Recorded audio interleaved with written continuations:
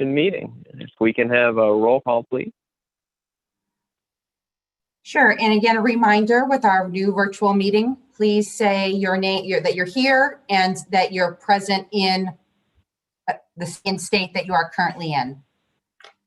So Wisner? Present in Kalamazoo, Michigan. Michigan. Thank you. United States Bias? of America. Bias, who said she was going to be a little late, so we'll note that in our records. Pitts? Patelko?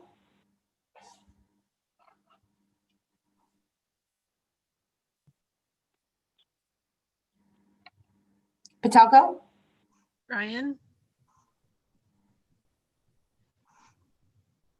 He may have frozen, so we will come back to him. Milliken?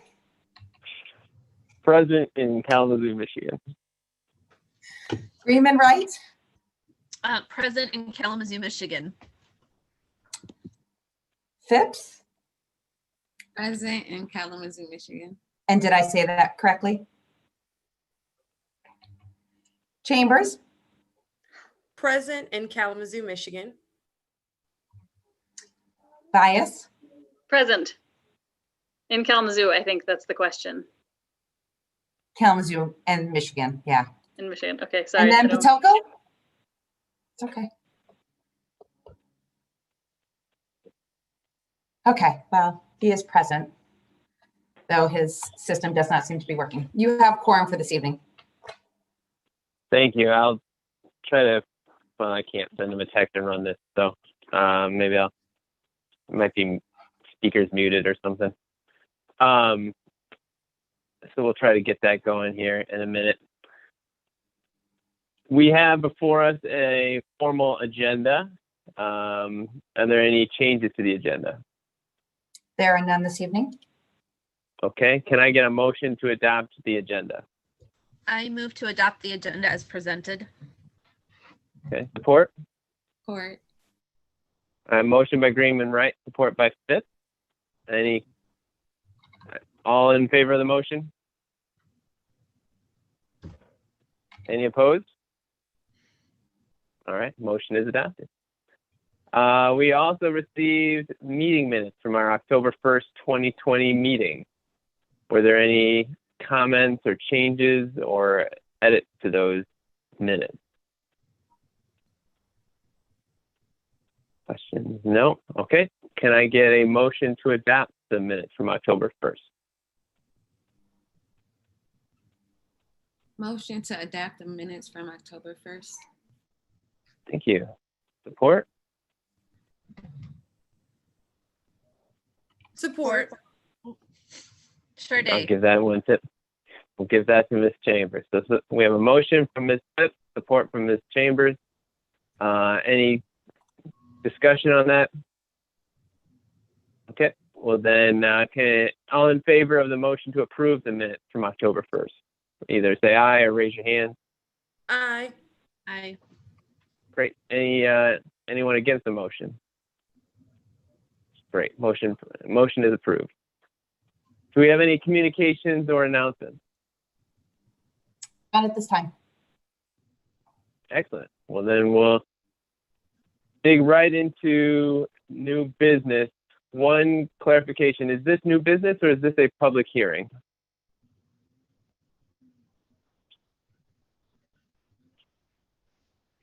Sorry, I think you're on mute. Sorry. I am. Was noticed as a public hearing. I apologize if I missed that on the agenda. No worries. So I'm assuming no new business, so we'll just make this a public hearing. Is that fair? Yeah. Because it is. I apologize. All right. Nope, no worries. Public hearing, PC 2020.16. Just as a reminder, as our public hearings work in this virtual world, please call 269-226-6573 to leave a comment. That line has been open since 6:30, and it will remain open through the public hearing window. And we will, once the staff report's concluded, we will have an opportunity to listen to the messages that have been left for us. So that will be public comment on this. There's also an opportunity later in the meeting for citizen comments at that same number. Again, 269-226-6573. You can leave a message, and for non-agenda items that might be relevant to the Planning Commission, and we'll listen to them later on in the agenda. So with that, we'll kick off PC 2020.16, the Natural Features Protection Overlay Text and Map Amendment. Staff, do you want to tell us about this? Do you want me to start in, Christina?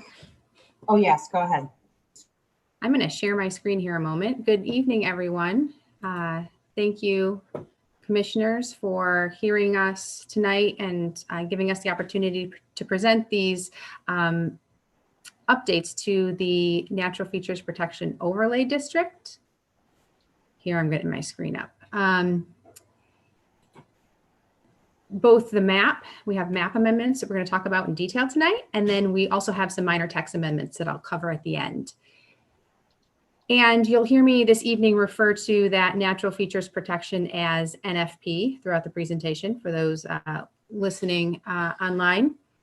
And I'm really pleased to bring to you this evening this recommendation that came from a combination of work that the Natural Features Protection Review Board has been doing for a number of months, and then working with our planning staff. And I don't know if I introduce myself. I know my name's on the screen there, but Jamie McCarthy, I serve as our staff liaison to the NFP Review Board, and I'll talk a little bit more about that board in a moment. And then I'm a staff member with Community Planning and Economic Development. So to start us out this evening, I am covering a lot of material, and if you feel like you have to jump in to ask an important question, do so, but I know we'll probably spend a lot of time at the end answering questions and hearing from the public as well.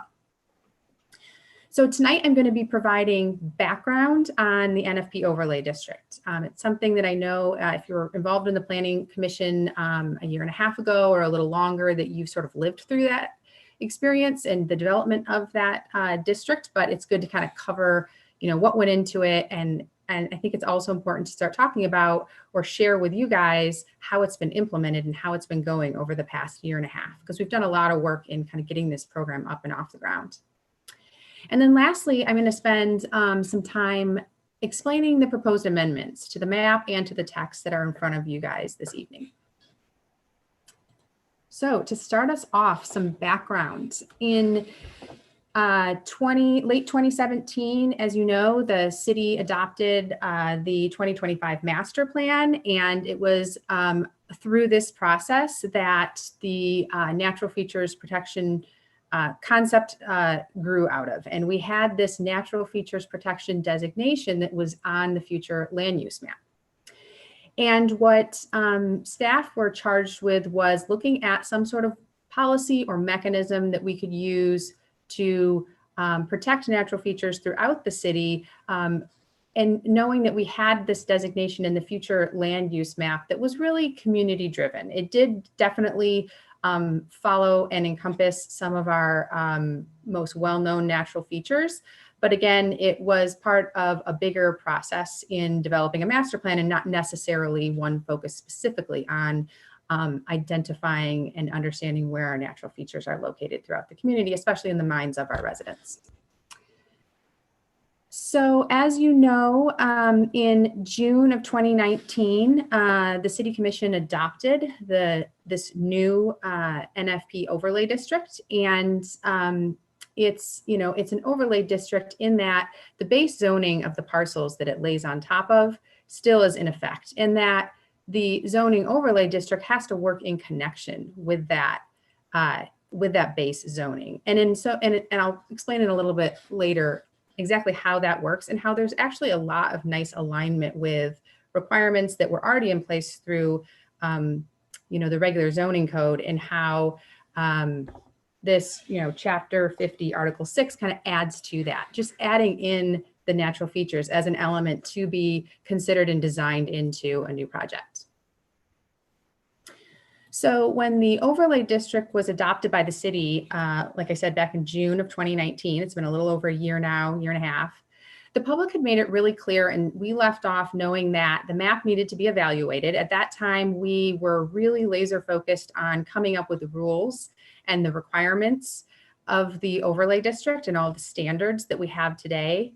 But we didn't have a chance because we were on that really short deadline, right? We had that 6-month moratorium on development within this overlay, as you saw it in the future land use map. And so we worked, at lightning speed to kind of get those standards in place, knowing that after that, we would kind of dig into the map. And we called that, we were starting to call that our phase 2. So it's NFP phase 2, and you'll hear me reference that as well this evening. So I thought we should kind of cover some of the guiding principles that were used when we developed the overlay district and the standards a year and a half ago, because those haven't changed, right? The NFP overlay doesn't stop development, but it again allows that base zoning to be realized, or that parcel to be used for whatever its base zoning is. But it's setting putting together some standards that mean that, again, it would be more thoughtful design and incorporation of the natural features into projects as parcels get developed and redeveloped. And then if you kind of look through the standard, you'll notice that all of the rules and requirements are really tied to each individual natural feature. And I'll talk in a little bit about how one would go about, how an applicant goes about kind of identifying those natural features, so then they know what rules would apply or would not apply to their project or their property. We also knew that the standards had to be managed and implemented by our city staff. So we made sure that, as much as we could, that, we couldn't get too technical in nature in some respects, because we didn't have, we have certain systems set up for like zoning, code enforcement, and things like that. And we'd be relying on those staff with some level of training to be able to manage and implement the program. And then we also worked really hard to make sure that the standards worked with and were in alignment with all of the zoning districts and all the different parcel sizes and types that we have within the city. And we'll talk a little bit more about that as well. So again, as I mentioned, the NFP standards are really based on a specific natural feature and whether it's located on a parcel, and if so, then certain rules apply. So you can see here the different standards that you're going to find in the code, right? It identifies certain setbacks and some requirements around wetlands and water resources. There's both a tree and a woodland standard, which are a little bit different. Trees are certain species of a certain size when they're kind of on a more developed parcel, but a woodland is that there's a definition for it, right? It's sort of its own little ecosystem. It's got certain number of trees and sizes, and has its own sort of definition. And both of those are treated differently. Knowing that, individual trees may have to be taken down and then replaced, there's a replacement standard set up in the zoning code. And then as far as woodlands are concerned, that's focused more on a protection or preservation standard, which allows for clearing of the land, making sure that, a building envelope and parking and things can be built on a property, but then also trying to take into consideration saving some of that woodlands instead of just clearing a site 100%, which is usually the way that development often, moves forward. It's easier to. And often, the way that we clear everything, we regrade, we, do a lot of site prep and then move on with our development. In part because the code hasn't in the past asked anyone to consider the natural features or design around them or include them. There's also a slope standard, and it defines protected slopes, which are more steep slopes, not every slope in the city. But if you have these steep slopes on your property, which also have to have some sort of natural vegetation, woodland or something, that makes them, a protected slope. then there are some setbacks and rules around that, thinking that we want to avoid problems with erosion and problems with neighboring properties and stormwater runoff and things that can be really problematic in a neighborhood or in some of our commercial areas. There is what we call a natural heritage areas standard, and it really has to do with a rare species search that lots of federal and public utility and several types of industries already use, but it kind of applies a lighter version of that to commercial development and the site plan review process. And then there are some site development rules within that standard. And again, those are more for projects that are going through site plan review, some of our more commercial projects or developments, multifamily housing, where there are going to be really specific rules on already rules in the zoning code that tell us, what plants and shrubs and screening and things that we need to already stormwater treatment, for instance. That's, not something applied to our residential properties, our single family homes, but in some of those commercial and multifamily type uses, we have some of those site development rules, and the NFP tweaks those a little bit or increases them in some cases. And so I thought one of the best ways to kind of go through some of those standards is kind of showing you some example projects or sort of inspired by example projects that the NFP Review Board has reviewed over the last year and a half. And so I'll start by kind of explaining how certain types of properties are treated a little differently just in our review process in general, and then also how that applies for NFP, or sort of how NFP has been incorporated into that. So to begin with, there are certainly lots of things, especially the single family or duplex homeowner can do without a permit, right? And it's, lawn and yard maintenance, tree trimming. There's lots of exceptions in the code to fences. There's even in the city, you don't need a permit to clear property of half acre or less. And so as long as you're following the allowances in the ordinance, you wouldn't have to, get a permit to do that kind of work. And then even there's within the code, if there is a diseased, dead, or damaging kind of tree or dangerous tree, then those can be removed without, seeking a permit or, seeking any sort of special permission from the city. When there is some work, typically new construction or a major construction project that's going to be happening on any type of property, permits are required. So that's going to the Community Planning and Economic Development Department and applying for permits. And then you're kind of on two tracks. If you're the single family duplex residential property, you would, bring in your plans. So this is often just a survey and then whatever building or construction plans that you have, and get those reviewed by staff, and then your permits would be issued. And I'm going to talk about an example of how that looks if you have a property in NFB. And then the other example we'll talk about that I have here tonight is for a project that, it isn't single family or duplex. Maybe it's in a commercial district and it needs to go to full site plan review. And I'll talk a little bit about that. Okay. And I'll just start out by saying, our regular site plan review process is this pre-application. So it's a full, it's a application that a project fills out. And then once, staff look at that and review that, there's usually a meeting involved with the developer. Then it goes to the full site plan review. And then, all of the plans and drawings and everything are submitted at that time. And again, that's a team of city staff who hold those meetings with the developer, review the plan, and then work with them to make sure it meets all of our existing zoning code requirements, and that gets approved. What we've done for NFP projects that, again, are requiring site plan review is that they usually make a stop to the NFP review board kind of in between those two steps.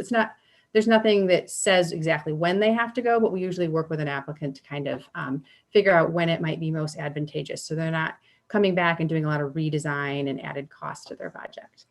And what the NFP review board does, it's a board of 7 individuals throughout the community who have specific expertise in areas like the natural features that are in the zoning code, right? So it's native plants and forest ecology and water resource professionals, it's geologists and wetlands professionals. And then we have a specific board member or position that needs to be filled by someone who has that site development or property management kind of construction kind of background to be able to speak to it from the design side as well.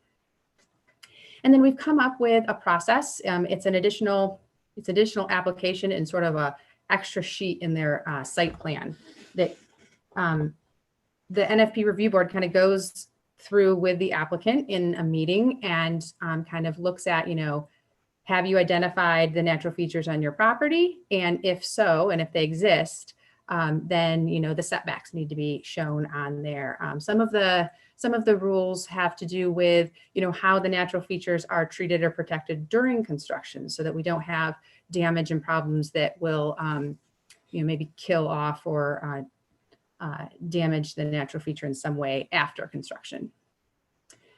And so the board tends to go through that. They make any tweaks or ask for any changes to the site plan. And then they often, so far in the last year and a half, it's pretty much been approval at that meeting. I haven't had to send people back multiple times at this point. Usually it's pretty straightforward. And so that's kind of how it fits into the bigger site plan review process. So let me show you these, like I said, they're inspired from some cases that have, some applications that have come through this year. I think we've only had one residential property that that needed an actual permit and construction review. And so this was done again by staff. And we were able to kind of help out with, kind of helping to identify what are those natural features of the property. So they turned in with their permit application their site survey, and really the engineer had provided a lot of information on that site survey, even some of the trees and things that were located there. And then they had the construction plans from their construction company. And so as you can see on the screen here, the property happened to be a lakefront property. And what they wanted to do, you can see they had the house there with a driveway. They had a tree that was right next to the house, actually very close to the house. And they wanted to construct a new garage. They had the space, they could meet the setbacks from the neighboring property. They were allowed to take the tree down because it certainly qualified as a tree that was starting to cause damage or could potentially cause damage to the foundation. It was something that they had been wanting to take down for a while. And so now they were taking that down, and they had, they did have some trees that were required to be planted to replace that. The way the zoning code is set up, there are some ratios that if you pick a certain type of tree, then you can plant a lot fewer replacement trees or a lot fewer inches. So I think they ended up only having to plant a couple of extra trees that they did in the side yard after the addition was put on.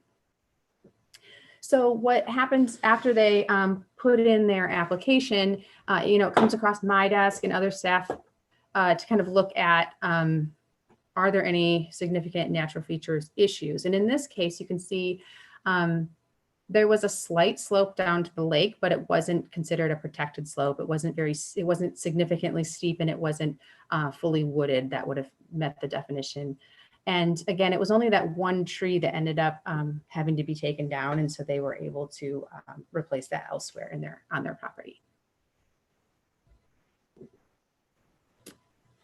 The next example is one that was zoned community commercial. And while it was along a busy corridor, it was actually kind of off on a shared private drive. And you can see here on the left is sort of kind of the lay of the land, right? So the consultants came to us and said, our client needs to build a 4,000 square foot retail space. This is a property we just bought here in Kalamazoo. We knew it was going to be a challenging property. It has an abandoned house that would need to be demolished. So you can see that here. It was extremely sloped. So the house sits kind of at the top of the hill. And then in this case, it was, almost 30 some foot of drop to the back of the property, which then ended at another housing, multifamily housing property. And so there was certainly concern with this entire slope was also considered a woodland. So, it's a very steep slope. It's well intact because it has a lot of trees right now. There was also a water main, a rather large water main that was running along the property.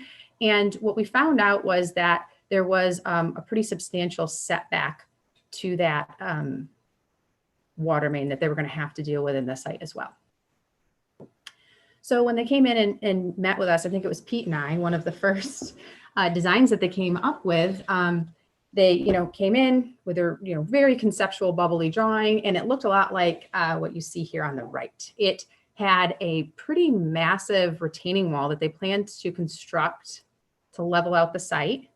That would have required a lot of regrading of the slopes and removal of nearly all of the trees. They were going to try to leave some of the trees in the back of the property to screen to that neighboring property. But they had this 4,000 square foot retail building. They had lots of parking up front. And one of the things their client wanted at the time was a drive that could go all the way around the building so that they could have, deliveries and such. And what we found out working with them is that most of their all of their deliveries were done by a van. So they didn't need like a heavier or larger truck to be able to access the site. We found out that with the setback required for the water main, that they weren't going to be able to put in that retaining wall anywhere. They're going to have a lot of problems. The property got a little too narrow for them. So they kind of had to abandon this idea of the circular driveway. And so then we got to talking to them about natural features protection and some of those requirements. They had to save, preserve, or set aside at least 25% of the woodlands, and their original plan was only 10%. And they were going to have to seek what would seem like a really challenging variance because they weren't really proposing what looked like the minimum. They were just planning to try to level out the whole site and put in a pretty massive retaining wall. So their engineers went back and said, hey, we're going to look at all these constraints. They had some issues to work out with the sort of shared private drive, but we were able to let them know that because they're not on like a regular street front, they could move that retail space all the way up to the front property line. So that gave them a lot. They were able to work in as much of that flat space as they could. They had to sort of shrink up that retaining wall anyway because of the water main setback. We were able to kind of work through the parking. They were actually over the parking maximum, so they kind of cut back on parking and moved that all forward. And then their client was fine with kind of understanding how challenging the site was. They were fine with this still secure, but just a drive to the back of the building, but not all the way around. And they could shrink that up a little bit too, because again, they were using delivery vans is what they use. So I think the real success story of kind of making the natural features one of the design elements that goes into a project like this is they were able to preserve 50% of the woodlands. And that went a long way when they were applying for their variance. They still needed a variance. They tried to stay out of the slope and setback as much as possible, but there was going to have to be some encroachment. And so again, when they could go to the planning or they stopped at the NFP review board and they kind of reviewed the case and then they give a recommendation to the ZBA. They could say, we're seeking the least relief that we need to. We're encroaching in a minimum way. And we're also saving a lot more of the woodlands than we had to kind of strictly by the code. And so I think that went a long way when they felt like they were really helping to protect the integrity and sort of keeping that maximum screening from the neighbors that kind of at the bottom of the hill. Okay, So I wanted to take a quick look at the Natural Features Protection Overlay District as it looks today. This is the one that was adopted with the zoning code standards in June of 2019. And so you can see it here in green. It certainly covers some of the waterways here, but it's kind of patchy, right? We kind of get a little bit around Woods Lake and a little bit around Kleinstuck, but not the other water bodies throughout the southwest part of the city. It's very minimal to no coverage here through the north and northwest part of the city. It covered the Kalamazoo River fairly well and large parts of Portage Creek, but it gets a little bit fragmented and certainly some gaps kind of along here. And then we just have this little pocket around some of the surface waters here along Axtell Creek. If you looked at the southeast part of the city, right, we have Davis Creek, and there are none of the overlay covers Davis Creek. And then up in the northeast, we see a lot better coverage, right? We have Bow in the Clouds up there, one of our public preserves. And then on the other side of the city, you know, we have Asylum Lake, and then we have Kleinstuck, sort of our three big public preserves and sort of rich habitat areas in the city. And certainly, you know, public open green space that people really appreciate. All right. So this was sort of our starting point at the end of 2019 when we as the Natural Features, the review board and staff sort of looked at this map, right? And so I'd like to start by explaining some of the goals of the mapping evaluation, you know, kind of where do we start? It seems difficult to define a district that is characterized by, you know, natural features when that can be a really broad continuum. We have, you know, we're in an urbanized city, so we have everything from mowed lawns and ornamental shrubs to 100-year-old bur oak trees and small and sometimes large woodlots and lots of streams and river frontage. One of the ways, or so I guess one of the first goals was looking at this as a district as a whole, right? Thinking of this as whether the district has the important natural features throughout the city. Would that help preserve the sort of natural character of some of the neighborhoods that a lot of residents had, you know, voiced a desire to do? And does it protect the natural environment? So one effective way to kind of get to that question of protecting the natural environment or ecosystem was to take a sort of habitat corridor sort of approach, to think about the district in a really connected way.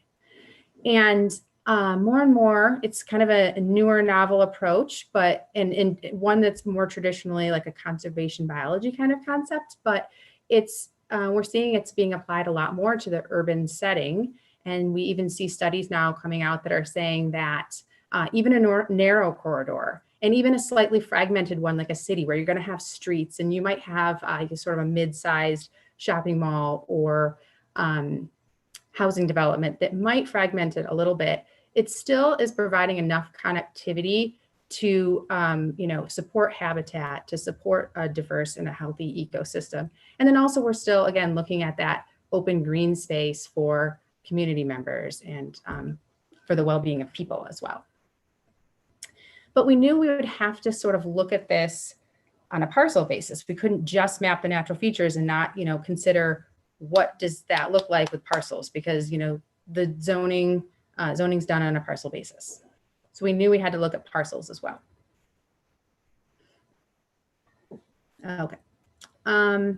So I'm going to talk a little bit about how we used data to define and identify the natural features on a citywide basis and how we used that information to just sort of fill in gaps and make this sort of, propose this sort of connected and more robust overlay district.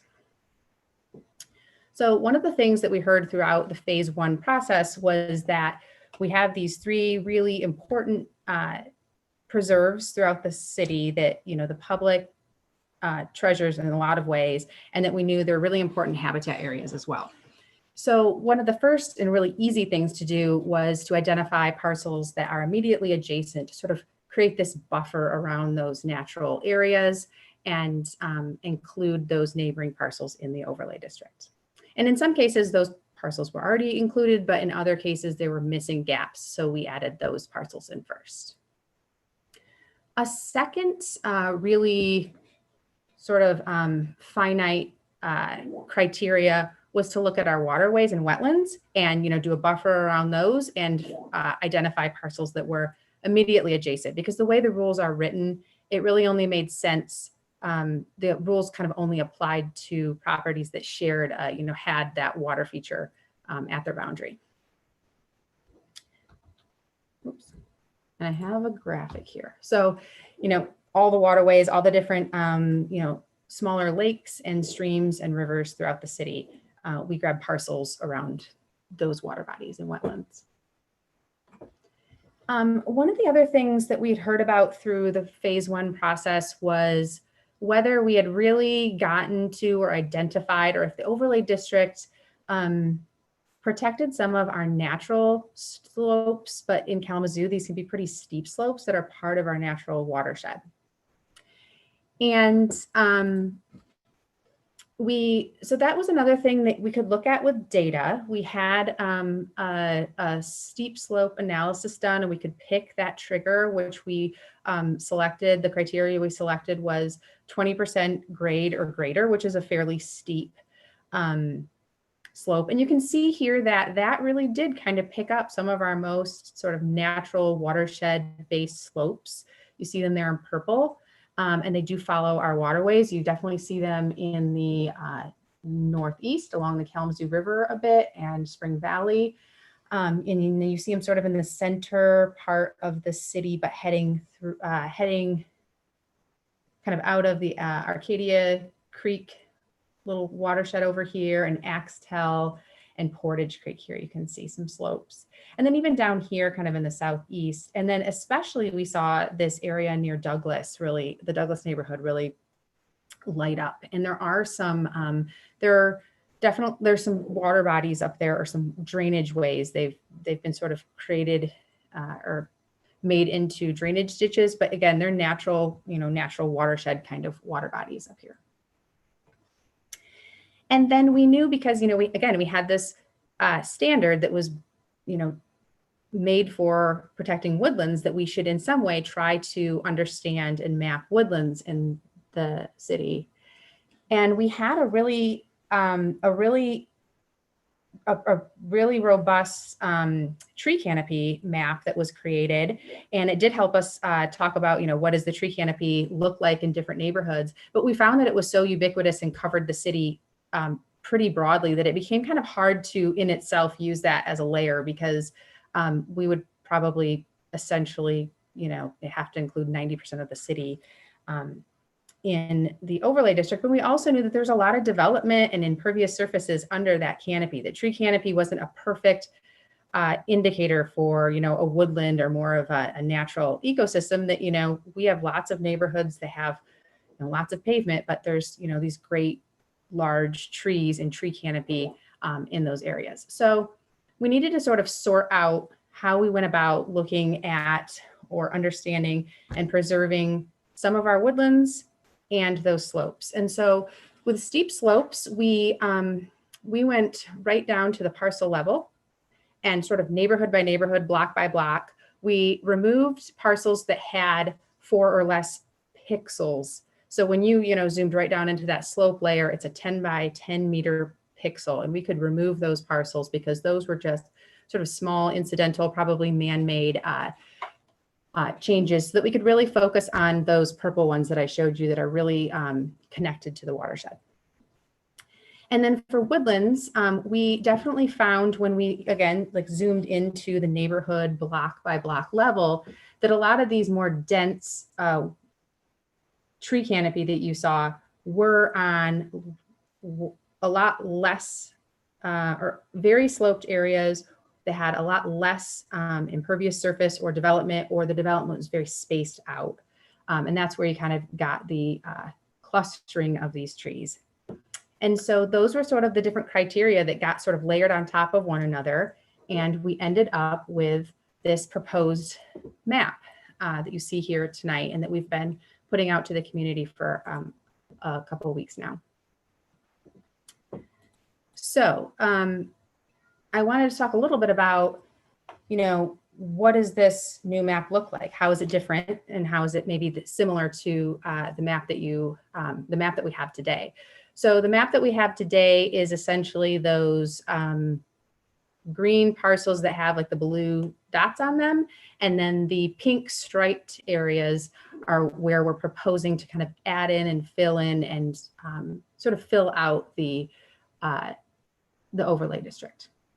So just like the overlay district that we have today, this amendment is made up of a combination of public and private parcels. There's certainly a lot of parcels owned by the city and then larger institutions like Western Michigan University that fill in some of those gaps and create a more connected district. But there's a fair share of private properties in there too. And there's a lot of very large properties. And there are some smaller properties, again, to try to fill in and connect the district as much as possible. The process for all of these, so, you know, to adopt this new amended map, pretty much everything in green, the existing parcels and the new proposed ones would become part of the overlay district. And the process that I explained earlier would remain the same. You know, if it's a, you know, residential single family duplex, they kind of go through that same permitting process if they're to, you know, do a construction type project, and then the site plan review for our more commercial and multifamily properties. So some of the numbers and facts about the change here. The current overlay district, you saw it was kind of scattered and a bit patchy around the city, was 364 parcels. That's currently what's in the overlay district. We're proposing from our mapping analysis and kind of looking closer at what didn't pop up. We have a lot of overlap. There's 26 parcels that kind of didn't pop up on our analysis that were part of the original overlay district. That's 26 parcels that are being proposed to be removed. And I wanted to correct the number that I had said in the virtual town hall. I think I said, you know, half a dozen, and they are kind of in 6 or 7 areas scattered throughout the city. But when you look at exactly how many parcels, it's 26 total parcels. And then we're adding in, the proposal is to add in just over 800 parcels. So that brings us to right around 1,100 parcels. And you kind of see how those are connected. Oh, sorry about that. You can see how they're connected. You know, before we had this sort of green area, the existing NFP here in the southwest, and it's sort of Asylum Lake, and kind of coming down through this chain of lakes and into the west fork of Portage Creek. And now we've been able to add in a lot of different connections, both by water and by those sloped woodlands. And we've connected to some of these water bodies that were kind of hanging out here that are, you know, hydrologically connected to Woods Lake and Kleinstuck, but they weren't included in the current overlay. And then it also kind of connects through, we get quite a few parcels here that connects, you know, Axtell Creek all the way to Portage Creek. Portage Creek, we just get a little bit of infill here. There's definitely some slopes that popped up over on this part of the watershed. And then, you know, Portage Creek, you know, connects into the Kalamazoo River. You'll notice one sort of missing area, which is downtown. And we paid special attention to those sort of engineered, channelized streams and didn't include properties on those because of the nature, both of those properties and how engineered those waterways are, but also the code doesn't really, it works much more so on a natural stream or river. So we wanted to make sure we didn't have any conflicts there. And so you don't see like downtown properties being added in, even though there is a Arcadia Creek that flows through the city. We definitely saw and added in those those rather steep and wooded slopes here in the northern part of the city. And then Davis Creek is another one to look at. Again, these are, it's only a few rather large parcels, which you might not initially think of as having natural features, but because Davis Creek runs right through those, we wanted to make sure that there would be a setback required for changes that happen to those sites. Again, this would come into effect if there was a change on those properties. And there are some woodlands and some slopes in that area as well. So let me talk a little bit about our community engagement, because we're in a unprecedented time to try to work with folks and engage and get their feedback. But we had a couple of great opportunities over the summer. So first off, it was the NFP Review Board who kind of acted as our working group, and they really started taking a look at the maps and the data starting in March, but really in June through September. They took a really hard look at a lot of maps and did, you know, a lot of sort of that right down to the site level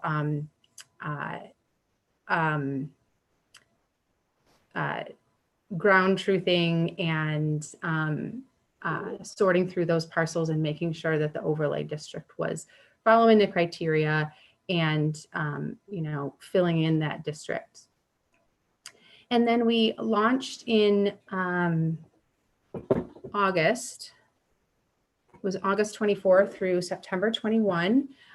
We put the one of the final proposed maps on the website, and we did an online survey and a mapping exercise. And then we also made sure that there was a hard copy for in-person viewing at City Hall with surveys there. And the mapping exercise allowed people to zoom into the map, place pins, make comments, be very specific about the natural features in their neighborhood, but really, again, focusing on the natural features and whether the district really helped cover and, you know, round out what needed to be protected in the city.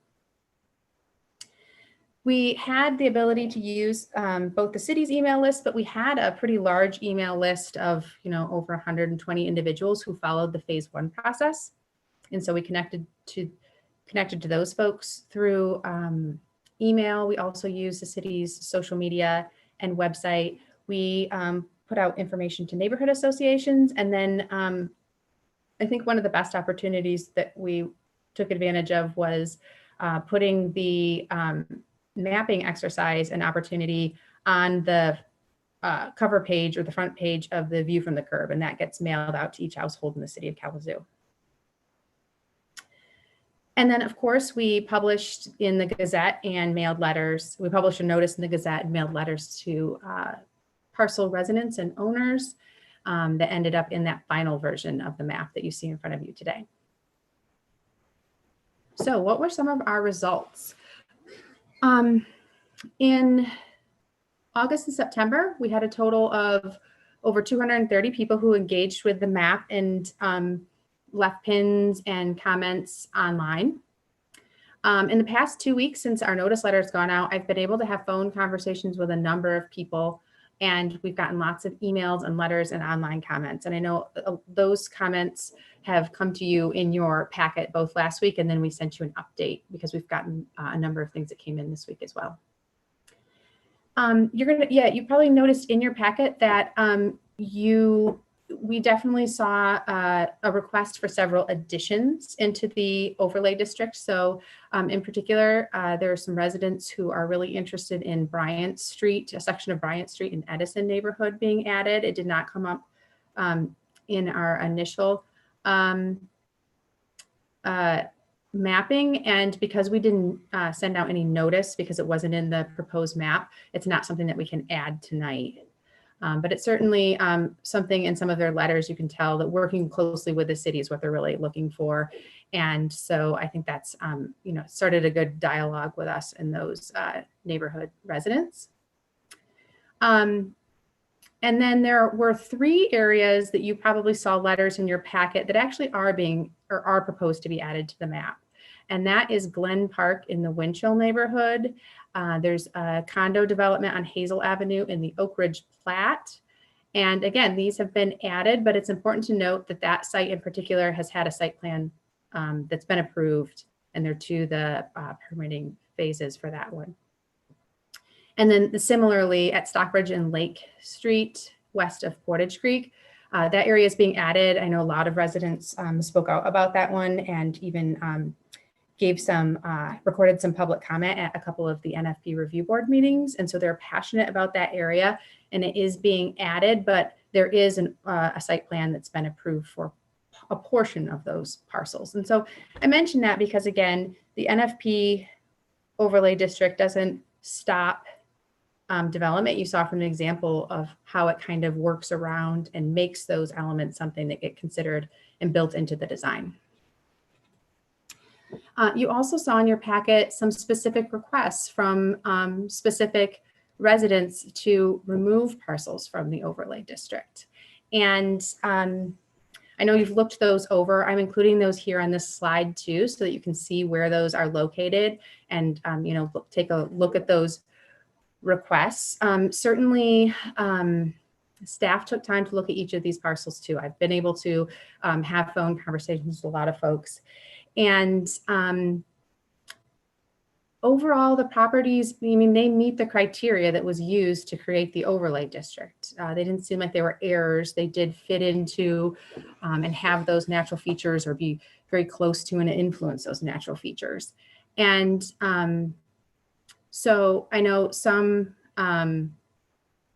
people have asked, you know, if my property got included, why not nearby properties? And, you know, that kind of speaks to that fine interpretation that goes along with, you know, where exactly do you draw that zoning boundary?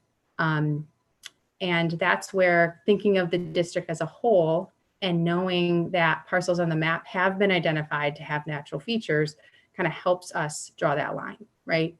And it's worth mentioning, in a lot of those letters, residents were really pretty supportive of natural features protection, right? They live in areas where they care about and they appreciate natural features.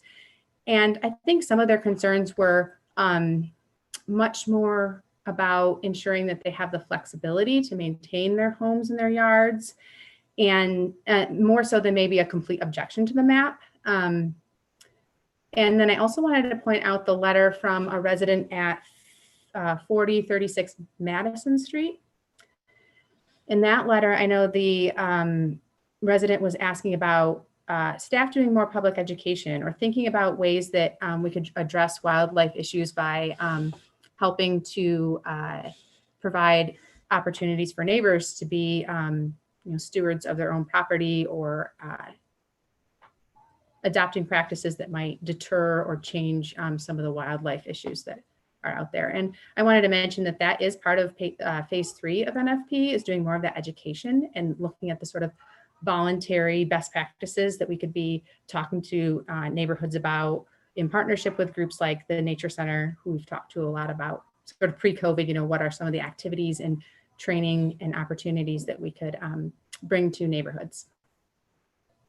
And so for the reason, you know, for these reasons, you know, we think these parcels and all the parcels that you see in the overlay district today, they, you know, meet the criteria. They have natural features on those parcels. And that's why staff is recommending that the Planning Commission consider the map as it is, as it's been proposed by the NFP review board, having vetted it, and to look at the district at that sort of district-wide perspective and think about how that meets the goals of preserving natural features that are important to the community and that define their neighborhood character and that overall provide that protection to the natural environment. And so to end us here, I also wanted to talk a bit about the proposed text amendments. It was earlier this summer that the NFP review board wanted to take an opportunity to look back at the last year of NFP implementation. I think in total they've reviewed, or we've had about 9 cases come forward that required site plan review that were in the NFP overlay district. Probably 3/4 of them went to the NFP review board. Some of them that are more minor in nature or less complicated, the NFP review board had agreed that, you know, those could be done administratively. So whether that's a, you know, cell phone co-location on one of our water towers or some of these much more minor projects. So 9 site plan reviews, and then that we had one residential property that came forward. And so they looked also at some variance requests that they had considered over the year, two of which they had considered by June. Now the third one's going to the ZBA this month, later this month. So they've looked at 3 variances over a year and a half, and have, working with staff, trying to get that to the most minimum that they need to do their project. All 3 of those variances have been recommended for approval to the ZBA. So staff also spent some time at that June meeting talking about how the code has been interpreted by applicants or consultants, and whether there was some need for any clarification. I think there's maybe some that we're going to want to look at over the next year. And then we also talked a bit about how to best adapt to changing science, right? The invasive species that we know are here today will be different in 5 or 10 years. And so do we change the code all the time, or do we maybe rely on an outside source that's continually updating? And so staff heard from several. So if you looked at sort of the public input that we received over the last few weeks and months, we've certainly heard of other concerns that the community has and residents have, and that the residents are overall supportive of NFP, but they want to make sure that the rules are written in such a way that they can maintain their own home and lawns without an undue burden. And so I think these are some of those considerations that the NFP review board and staff are committed to reviewing over time, right? So when we kind of finished our annual assessment with the NFP review board, they decided that they didn't think anything was broken about the code, and they wanted to kind of live it and apply it for another year. And then they have some reevaluation that they want to do, and probably some more substantive changes that they would be considering in the next year. But in the interim, when staff kind of talked with the board, we decided that there were probably 3 minor amendments that would really help us implement the code a little bit better, help clarify for those who are interpreting it, and then better tailor the code to the implementation process. And so those 3 amendments are in front of you tonight. I'll kind of quickly go through them, but Section K is site development standards. And the clarification here is around the native plant requirement.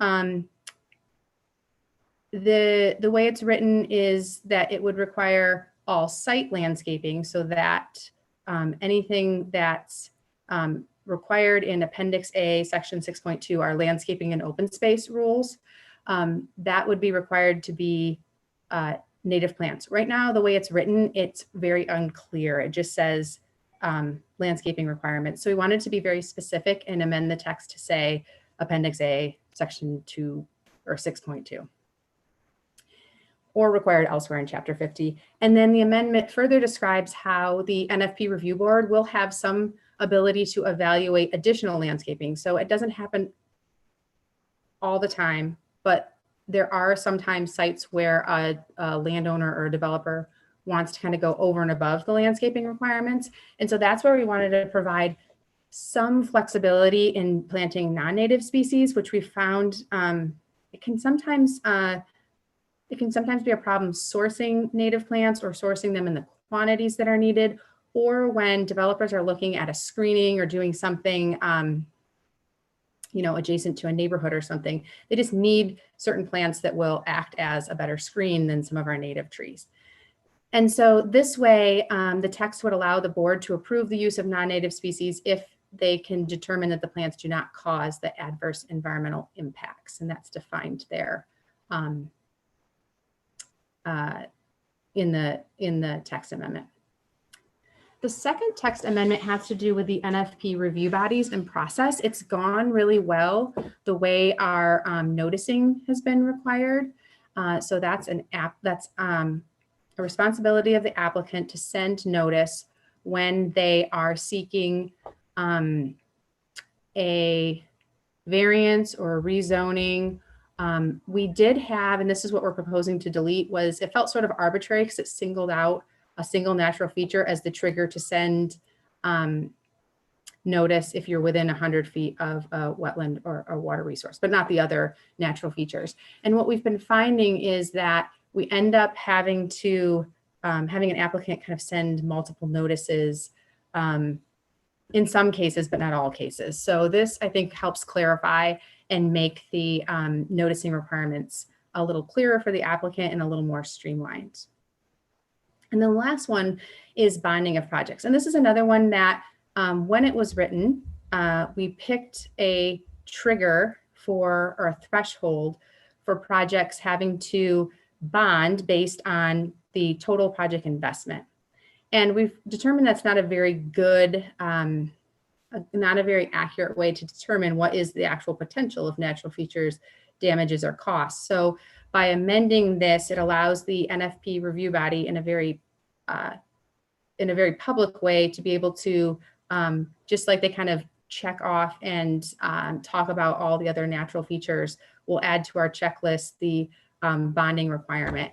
And then it'll be a lot more appropriate to the conditions on the site and not just on this sometimes arbitrary amount of investment into the property or cost of the property. And hoping that that will help protect the city and natural features and increase transparency for that item. So with that, I'm done with my slides. I know that was a lot of information and I'm sure there's a lot of questions and I'm happy to answer those, or if we are going to go straight to public comment. I know we'll likely hear from some of the folks that wrote letters. Well, great. Well, thank you, Jamie. That was a lot, but it's a very technical issue, so I appreciate the detail there. At this time, does anyone have any technical questions for staff? I know I have one. You gave that commercial example. If you, without getting specific, because I appreciate that you were being vague in some of your descriptions, did they get the variance that they were seeking on that slope? Yes, they were granted their variance and they're almost through the regular site plan review process. It's been a really tricky site for other reasons, not even related to natural features. Okay, good, thank you. Other technical questions for staff at this time? Emily. It's like I've never done this before. I'm wondering if And you there's have no idea where I'm pointing. I know. No, I knew exactly who you I'm right next to you. I'm wondering if there's a fee schedule that has been put together associated with this for permits and that sort of thing.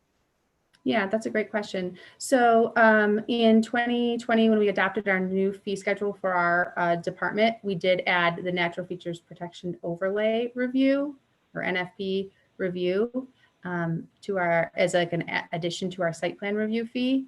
And you're testing my memory, it's $110 or $120. Are there fees associated with permission to remove trees? To have this, would a city arborist come, or what are the logistics involved with that in terms of permit fees?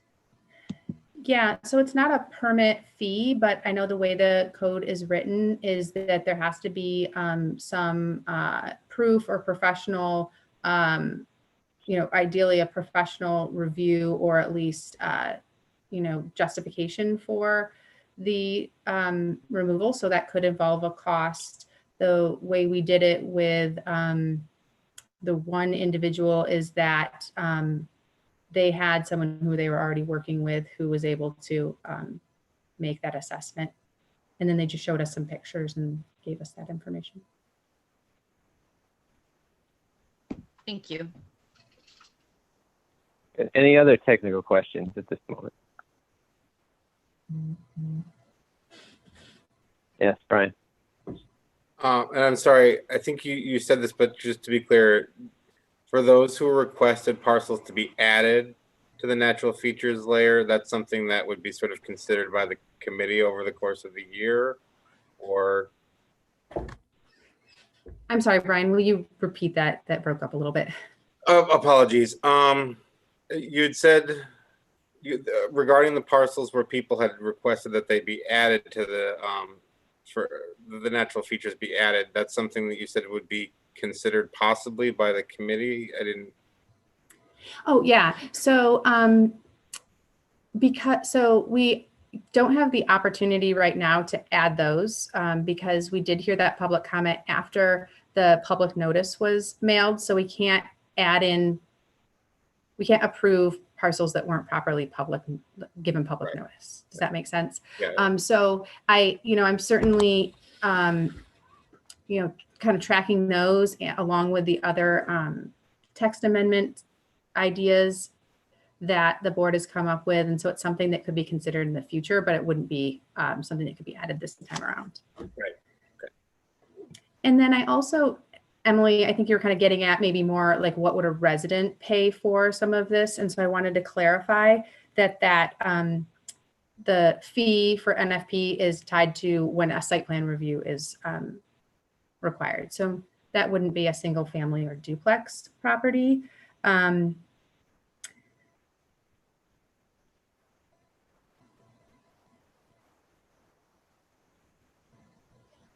And I guess for a single family, then it would just be whatever their permit fee is if they're adding on that garage or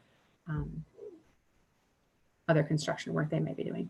So similar to the way that the historic district works, this does not add additional permit fees or expense to their inspection or site plan review, correct? Not for a single family or duplex.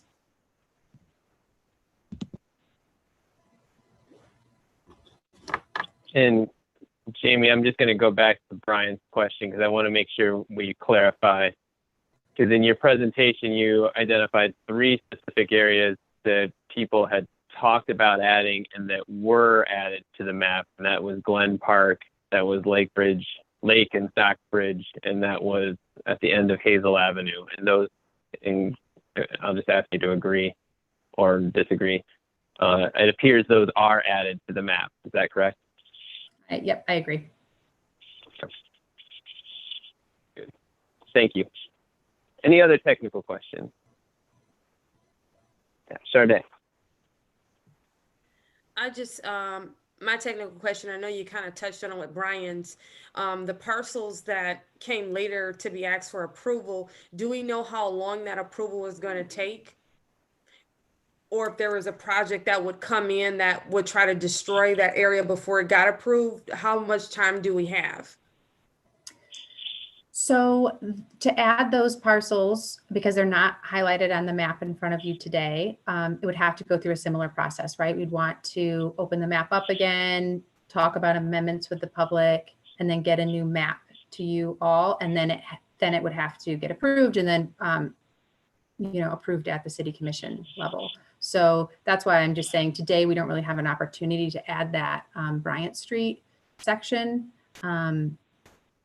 But yeah, I mean, I guess a couple of months to get through that process at a minimum. Thank you. Anything else? If not, let's open up the public hearing now. I'm guessing there's some public comments. Yes, we have several public comments. I'll cue them now. Thank you very much.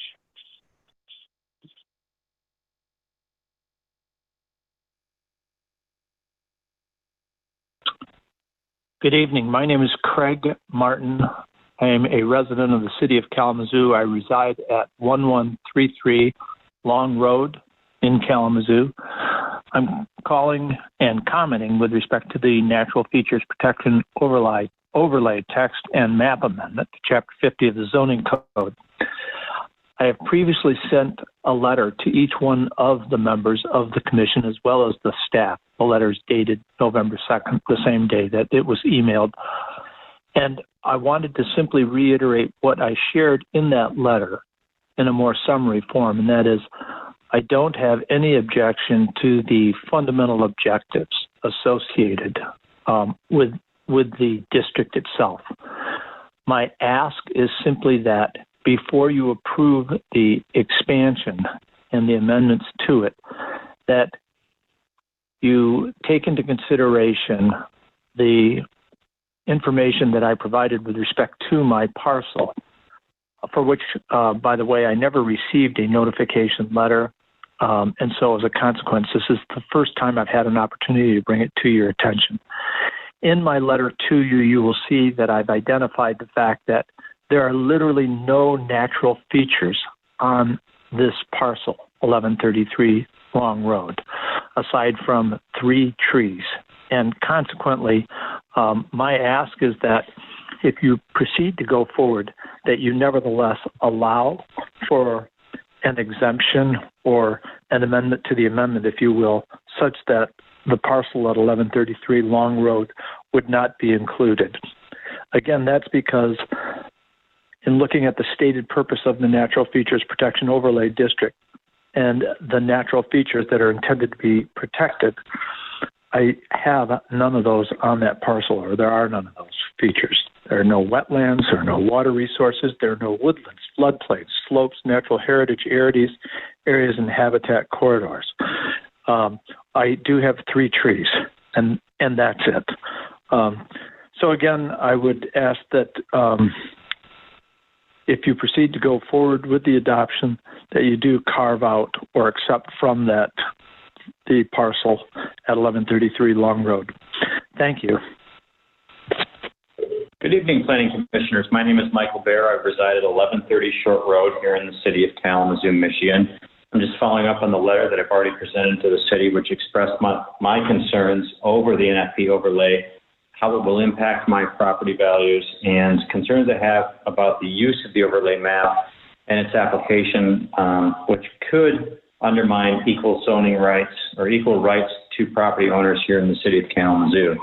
I also have concerns about how the NFP overlay apply to my property and not to those that are similarly located around me, which feels like we've been persecuted or ostracized for some reason that we have yet to identify. So in the equal rights support of all property owners in the city of Kalamazoo, and for other neighbors that are on the call this evening or in the meeting this evening, I'm asking that you remove our property from the NFP overlay, and hopefully other properties that don't serve the specific purpose of the NFP overlay or that don't meet an equal rights use agreement of the overlay will also be excluded.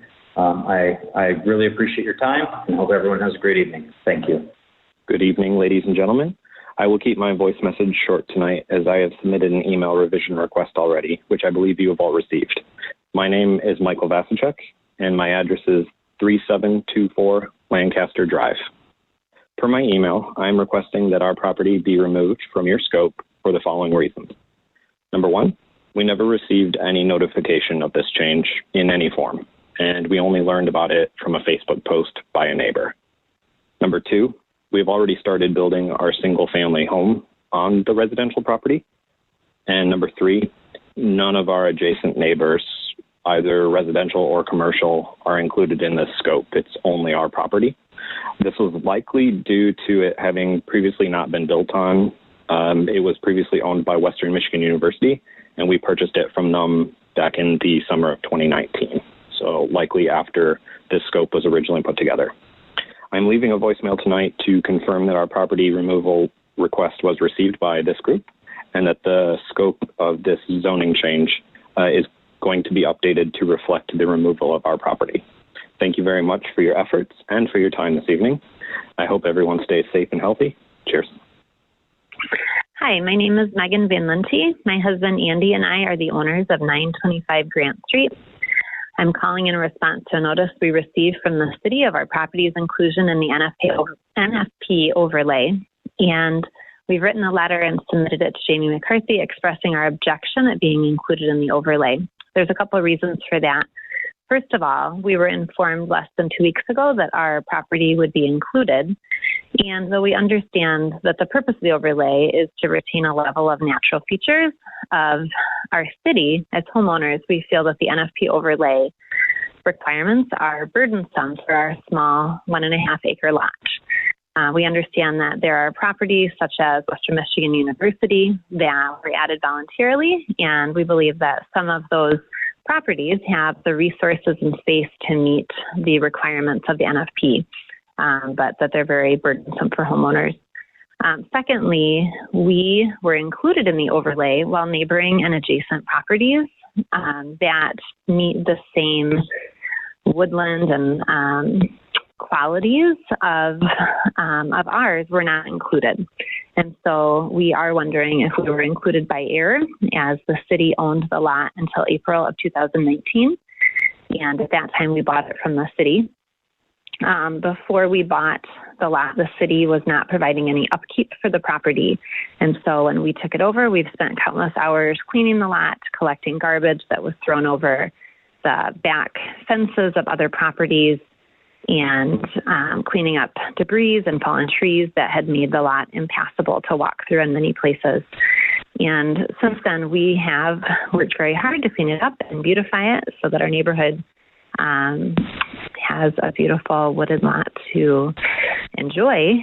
But third, we are also in contract with the city to build a single family home on the lot. And we're planning to take a small portion of that lot to build the home and leave the rest of it natural.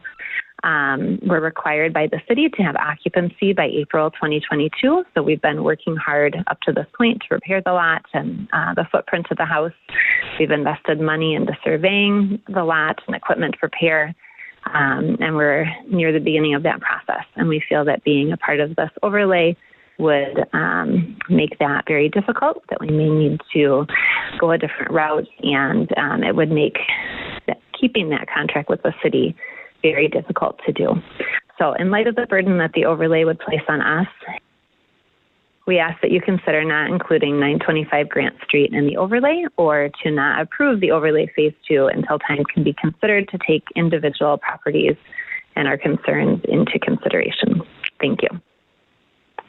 Hello, this is Jack Urban. I live in Kalamazoo, Michigan. I'm a city commissioner, and I was hoping to be part of the Zoom conference, but that's not happening.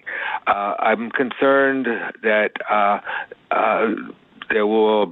hope there will be a discussion of how properties that are privately owned are managed to get on the Natural Features Protection map, and what is the procedure for removing them if the owner doesn't want them to be on. That's it for now. Thanks. Bye. Yes, hello. My name is Heidi Bromway, and I live on 1718 West Kilgore Road. I would like to leave a comment for the mapping for the natural resource protection policy that you guys are working on. I would like to start by just saying thank you and commend you for all the work you do in the name of the residents of Kalamazoo. We've seen, progress. We've seen people come together. We've seen efforts to protect the physical environment and social environment. So thank you for that work. Now, as a property owner, I was very, very surprised to see, the note that you guys sent just a few weeks back for the first time, and being aware of, the impact of the rules that you're about to apply on my personal property. I wish that we were involved as homeowners very early in the process, and then receive some form of correspondence and be part of that conversation again. Unfortunately, this didn't take place because it seems that the policy is a little punitive for those who own, natural resources on their property. They bought those, properties in the first place because there is value, because they wanted to protect them, which we have done, my husband and I.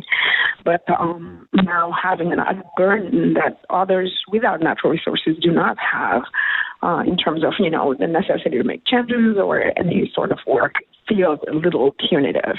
And I think that had we been involved in the process, we had discussed maybe ways to compensate.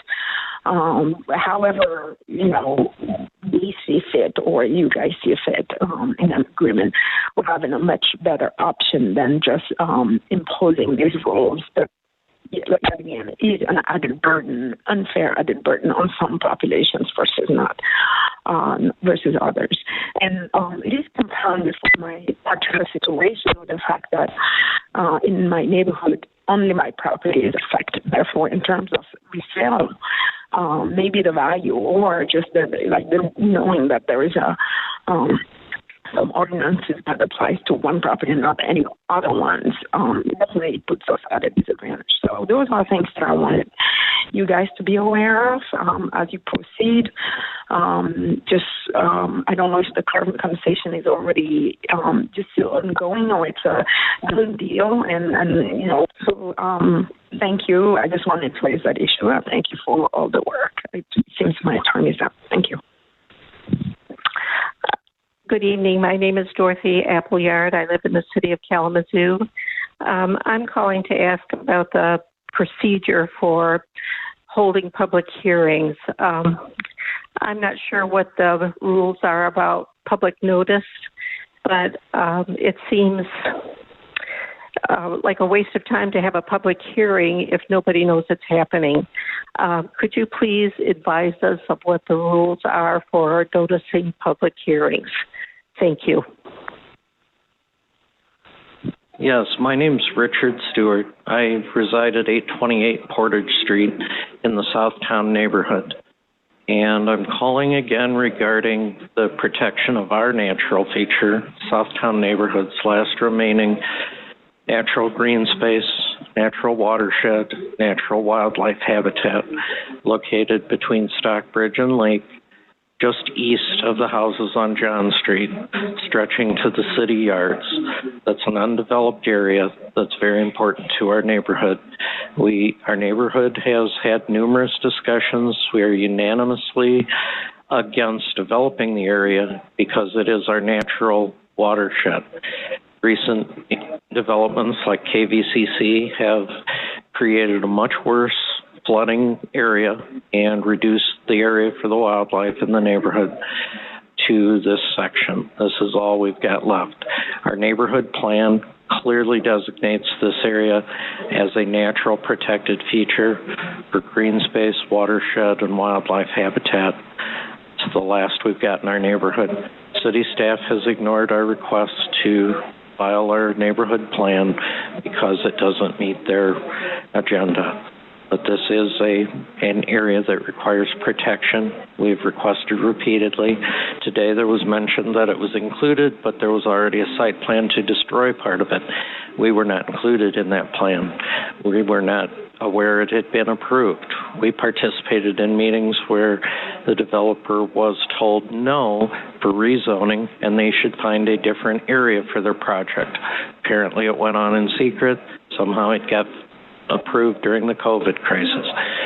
But we still ask that you protect our feature, and it is as important to us as features are to other neighborhoods. Thank you. Yes, my name is Tina McClinton. I live at 310 Lake Street. I was calling about the property on Lake and Stockbridge and east of John. We've been trying to protect that property for 4 years. I have lived in my home for 36 years. I've seen green spaces disappear just to build. The more they tear away green spaces, the more we flood. The more we are trapped in our neighborhood. There's a lot of habitat in that green space between Lake and Stockbridge. There is also a lot of animals that live there and a lot of wildlife. It has its natural watershed that helps us with flooding. No one helps us when we flood.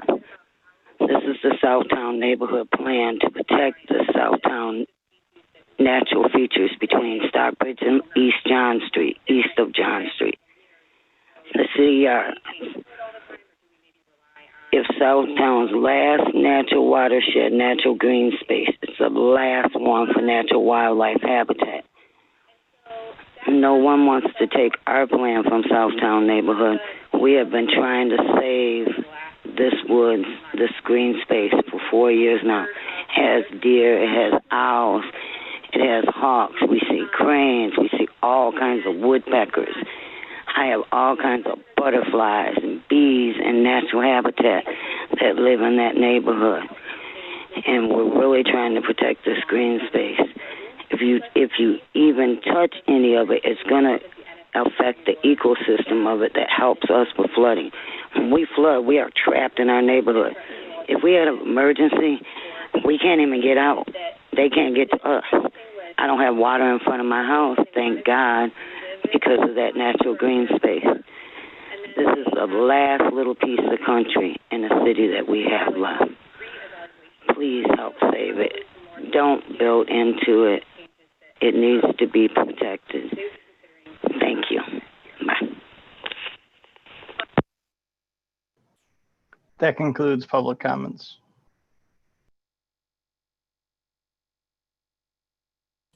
All right. Thank you very much. I can address some of the, I noticed one thing that was mentioned was public comment, or excuse me, public notice. And in total, there were around 6,200 letters that went out. They were sent within the 14-day notice period. So that kind of answers what the minimum notice period is under the Zoning Enabling Act. So they were sent 14 days in advance. The NFP Review Board was originally making their recommendation for the map on September 29th, and then they ended up wanting to take another look at it. And they did consider and make some small modifications for some of that input that we received from a lot of those neighborhoods that you heard that have major resource problems or flooding or other issues because of their natural character of their watershed or their neighborhood. And so we turned around right after they approved the map on October 13 and sent out that notice. From the people I've talked to who called and said they didn't get a notice, but their neighbors did. And that's part of the reason why, we're also noticing people within 300 feet of that property. And we're also putting that notice in the Kalamazoo Gazette. But when I checked our list, those folks were on our mailing list. And so, it's once it gets to the mail, we don't have that control over exactly when it gets delivered, but it was sent out 2 weeks before this meeting. And some people I started getting lots of phone calls within 2 days after that was mailed. So.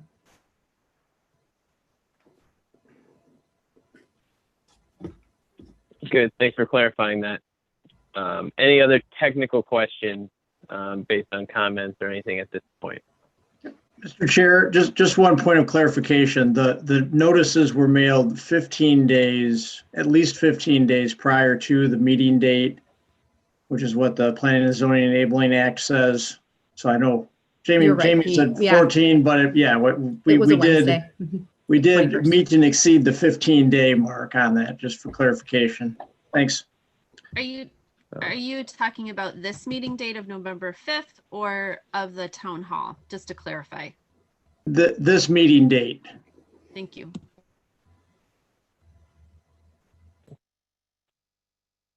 Any other technical questions? Yeah, sure.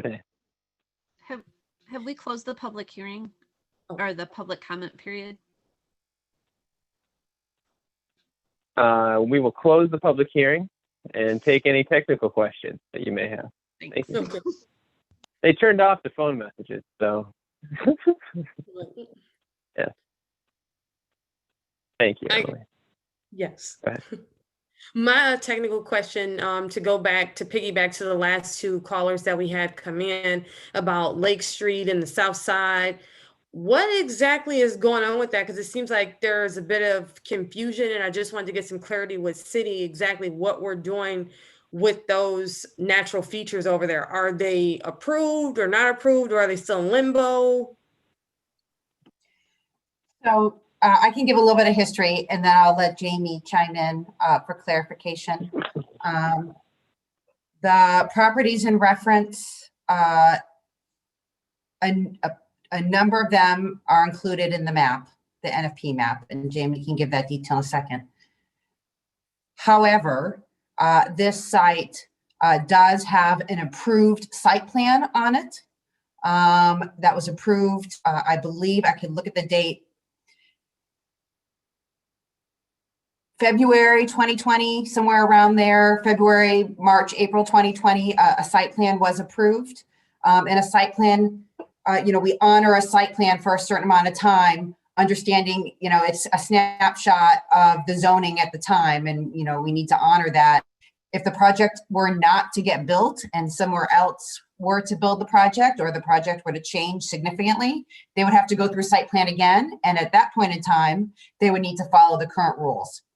But as it exists today, a site plan, an approved site plan does exist. And, site plans, site plan review is a technical review. As you know, the city staff reviews it. It's like water and sanitary and sewer and all those kind of things. All site plans are posted online for public review. So, people do have the opportunity to know what's going on in their neighborhood. You can sign up for alerts when one comes up near your neighborhood, if you're interested in a specific area. But I think I hope that answers your question.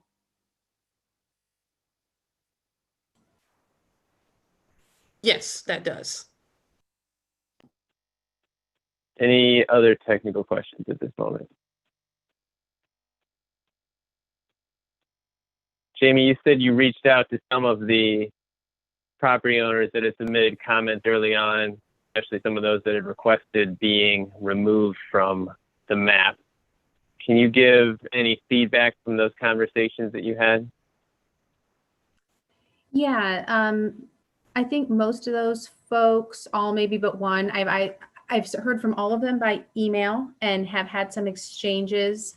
Certainly letting the family or the owners at Lancaster know that because they have their building permits, sort of similar to that site plan review approval, that they're going to be able to go ahead with those plans. They won't be reevaluated or changed if their zoning changed now or in the future, right? If they were added to the NFP overlay district, their plans wouldn't have to be changed retroactively.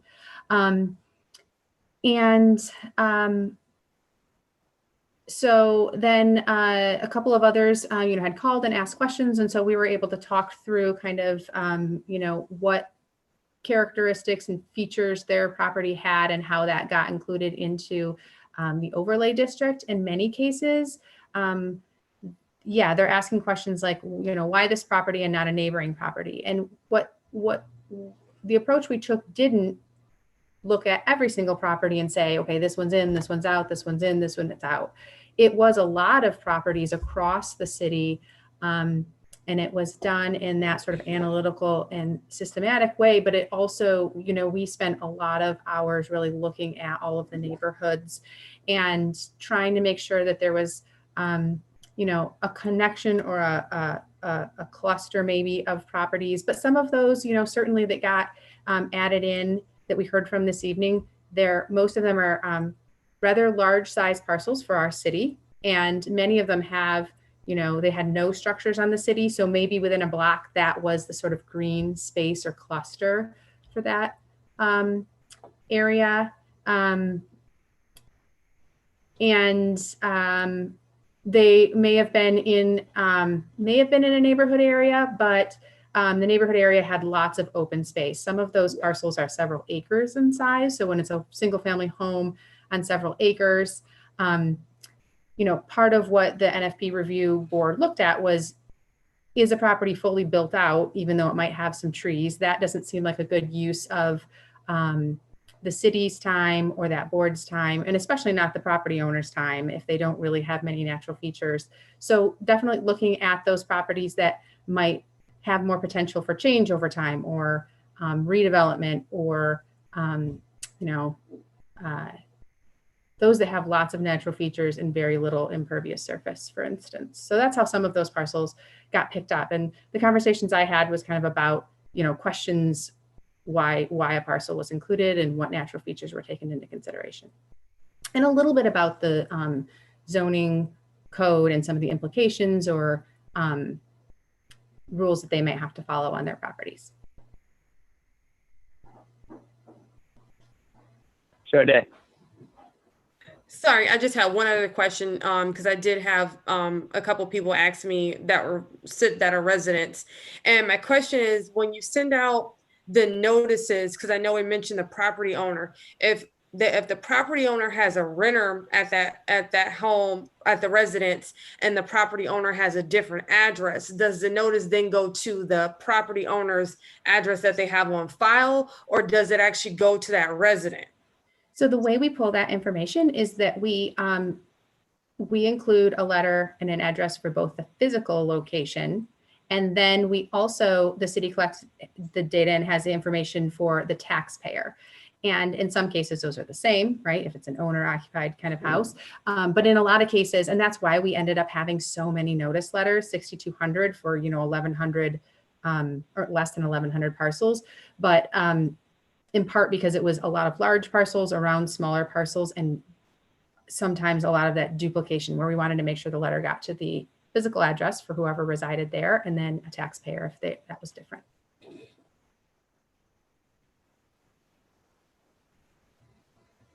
Any other technical questions at this moment?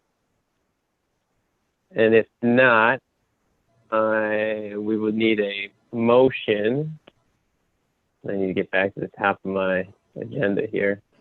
We need a motion to kick off our discussion. And remember, this is a motion we're recommending to the City Commission the text amendments. So we're recommending approval of the text amendments to the Chapter 50 of the Zoning Code, Article 6, both the natural features overlay text and map.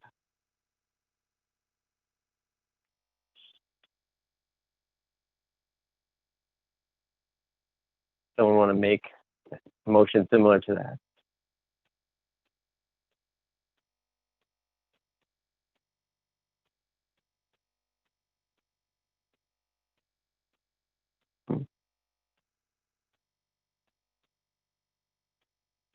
Or different?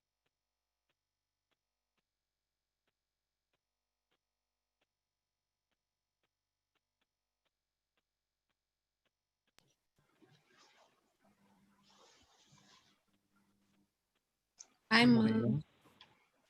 move to approve of the text amendment to Chapter 50, Article 6 of PC number 2020-16.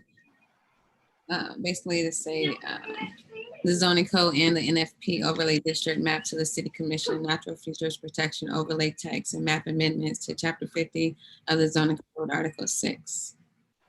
All right, excellent. We have a motion. Do we have support? Support.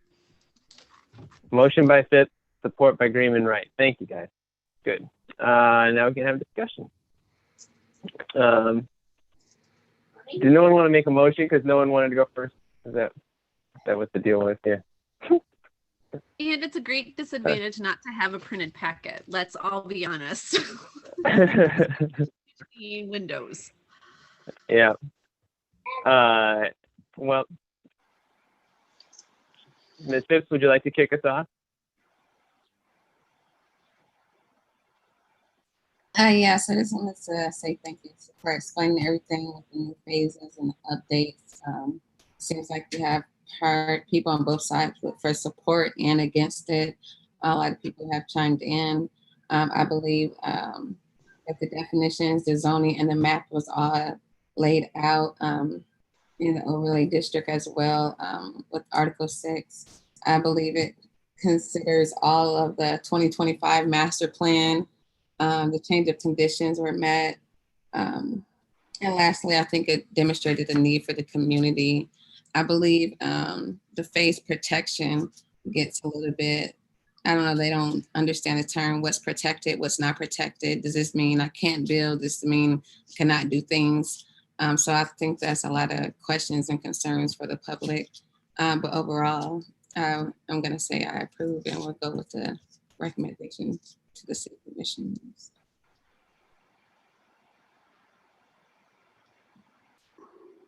Thank you. Other discussion or questions or?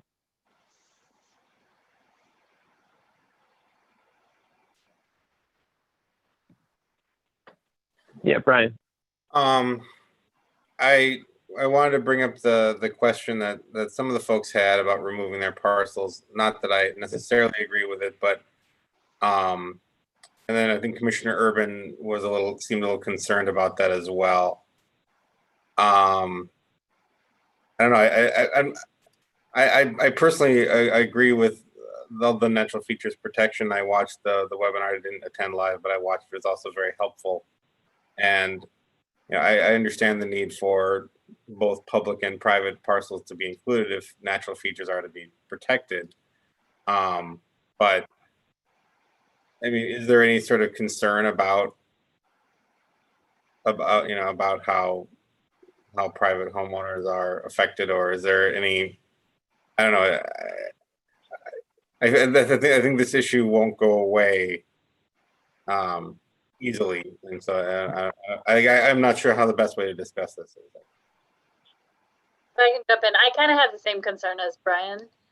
And also on the opposite side, if there is a parcel, probably I'm thinking of like a single family or a duplex that wants to be included because they believe that there are natural features to be protected in their parcels.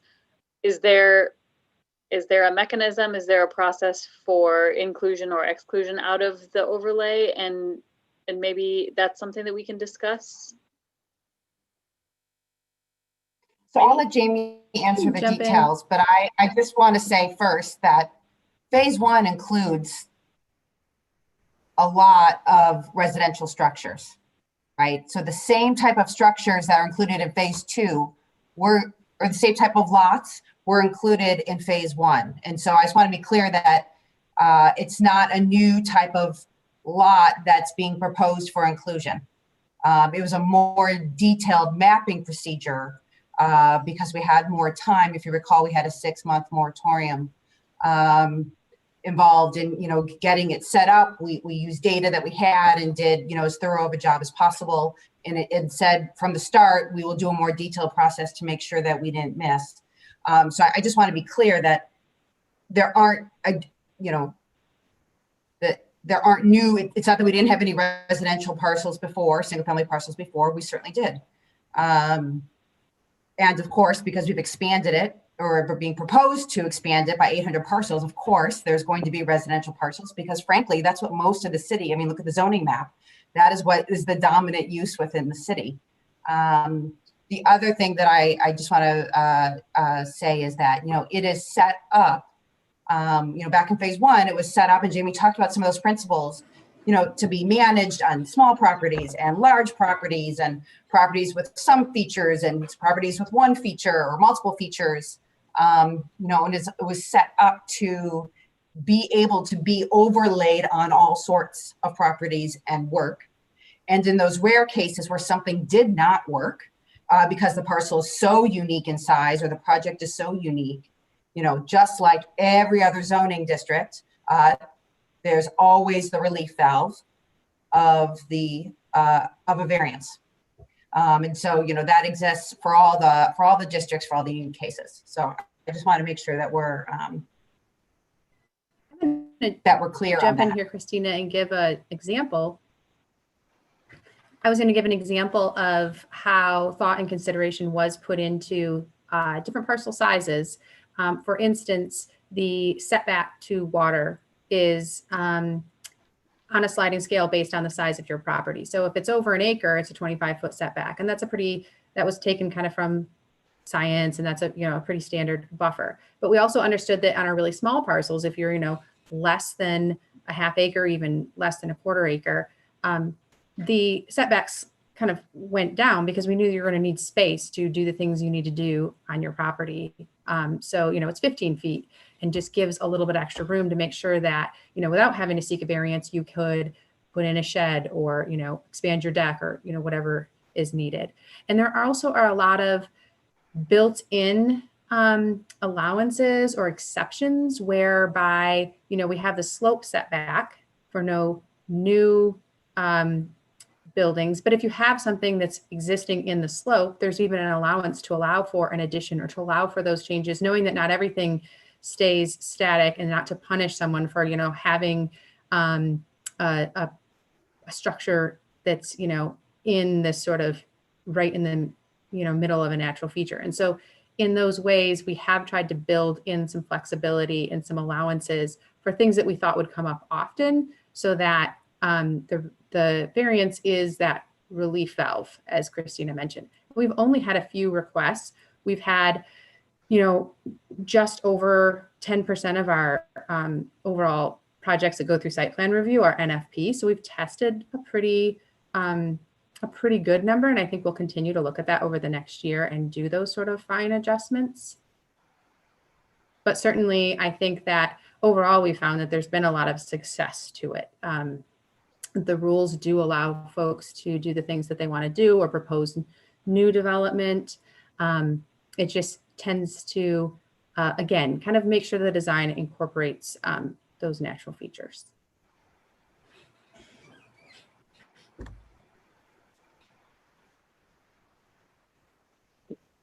So that Sasaki, Brian, you guys both mentioned about the parcels asking to be removed. Did that answer your questions? Did that give you any comfort, or where do you stand with that? Not to put you on the spot, but I didn't want to leave that out there. I mean, that helps. I think it helps to understand a little more about the way the process is intended to work. And, I'm not opposed to this on natural features protection on that private or public. The natural features don't know if they're on private or public. But it helps to know that there are options for homeowners who want to make normal changes to their property. Yeah, I was also just looking for a space to acknowledge that a variance can be requested and that it can be part of a property that is protected by the natural features overlay, and wanted to have that confirmed. Well, I'll say before tonight, I wanted to have the same discussion, and I thought there was some, and I still a little bit, I can understand where some of these property owners are coming from with the, with their comments and feedback. But I really appreciated the presentation this evening, and all of the work that the NFP committee and staff went through to put this together. And, so I support, the reasons why all of these parcels are in, and the examples that were given of the site plans that have gone through, and sort of the application of the rules and how they've been applied, and in demonstrating that on residential and commercial properties, as well as the variances that have been, what has been granted and how it works within the parameters of the regulations. I think that was really helpful in understanding how it could be used in some of these parcels that were suggested for removal. What I would suggest or recommend, or I guess request, would be, I know we're not the NFP committee, and I don't want to be the NFP committee, but as the body responsible for the ordinance, as every year in our annual report, perhaps getting a couple paragraphs or a table or something with some information about, there were 10%, you just gave a good stat, 10% of the site plans that came through were NFP. Just some data about what those reviews were, how many went for variances, how many were granted, what types of features. It's almost like an audit that we can get, so we can kind of know how that's going, etc. I think that would be really helpful. And then similarly, the NFP committee, as they're sort of reviewing that, they can sort of self-audit the map. I'm guessing this phase 2 was a really helpful process for them, which is why some parcels were removed. And they looked at it, and they looked at the intent and the vision, and they said, oh, yeah, this is, and so whether it's an every year, every couple of year process to keep revisiting that, and as we get experience with these standards, get more reviews under the belt, can kind of look at it through a finer, more experienced lens and understand what parcels should be and shouldn't be in that overlay. So that would be my feedback based on that. We can do ways, Chair. You know, that can be in the site plan report that you get regularly. We can add a column that notes whether or not it's NFP. As well as in December, you typically get, you know, a master plan presentation, neighborhood plan presentation, what's been done, kind of update. You know, we can include information on, as you just noted, on NFP in that full basis. So you guys can track it. Great. Any other discussion? Yes, sure.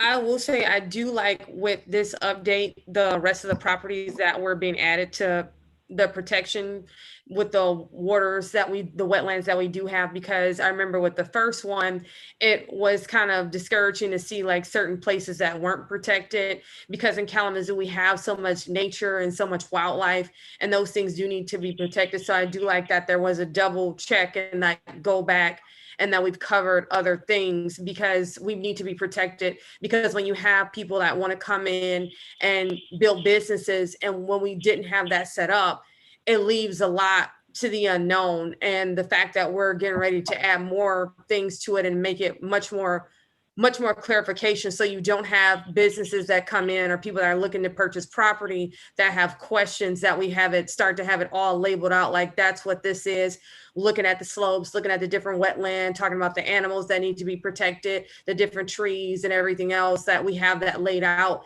And so that way the city doesn't come up when we have, you know, people that want to build projects come up with those questions like, oh, well, this wasn't added or this wasn't here.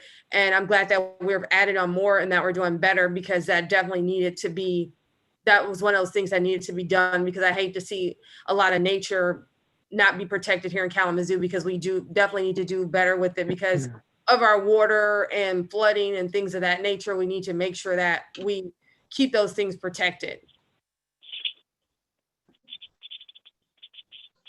Thank you.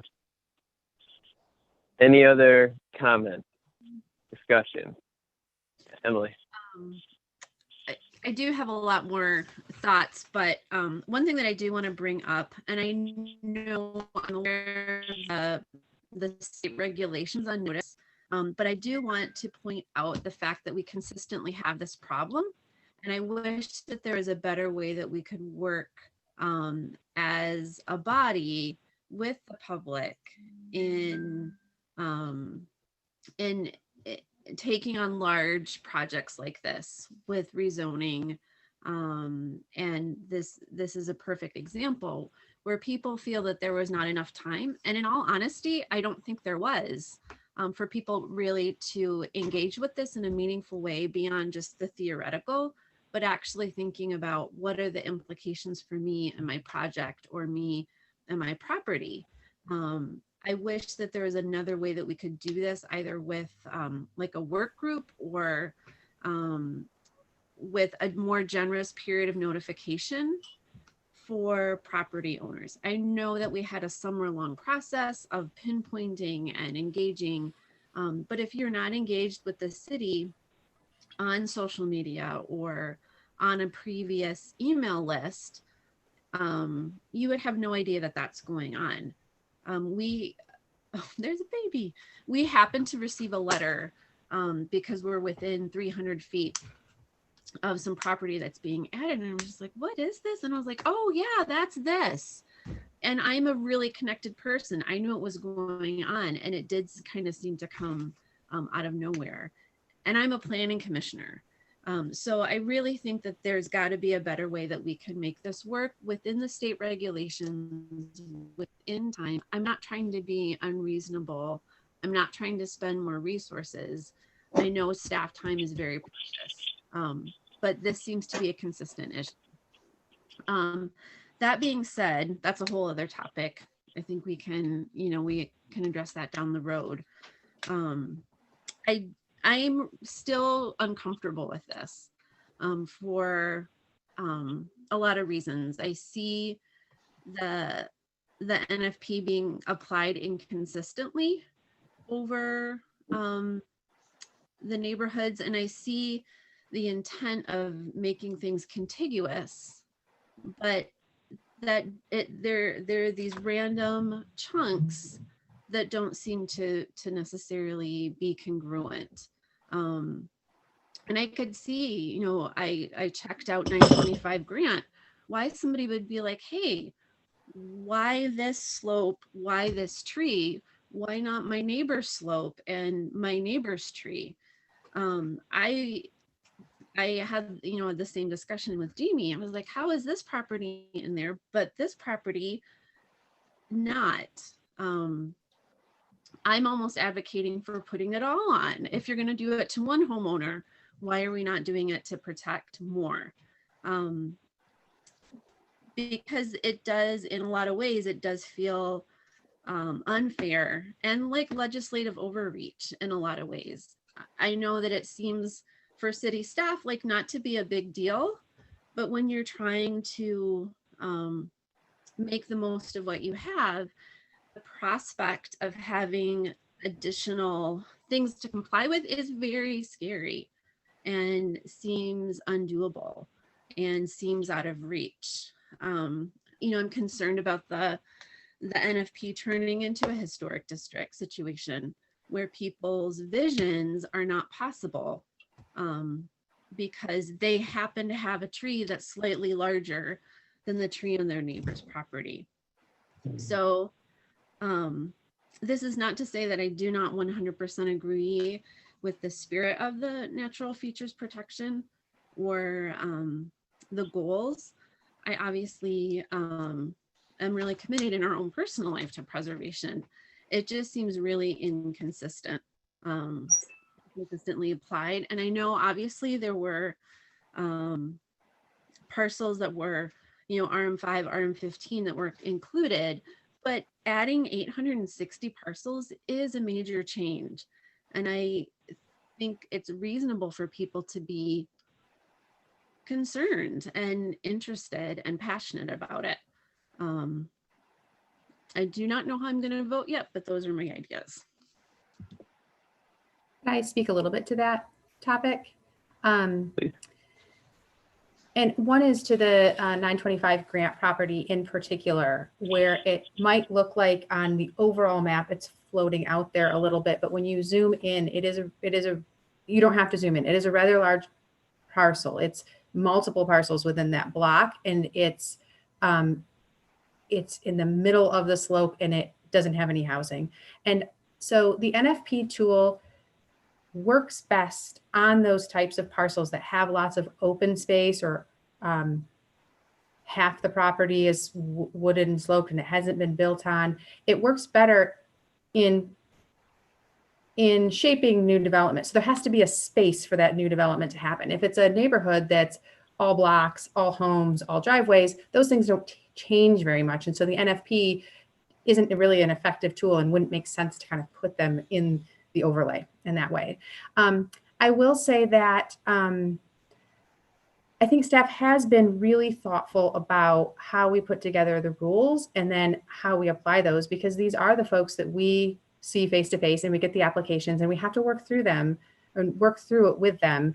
And I do really appreciate, and I know, you know, it's something we can talk about with the NFP committee as we shape the code and the standards over time, making sure to look at this from the homeowner's perspective a little bit more. I think maybe when we first developed it, because we were having some commercial development kind of pressure, there was, you know, several examples that the community was coming out all throughout the city saying this commercial development and that commercial development. The code really works and focuses on that kind of development, and probably, you know, there's certainly things that we could look at for the residential side. If residents, you know, it sounds like they have concerns with how the code is applied and not necessarily if their home has natural features.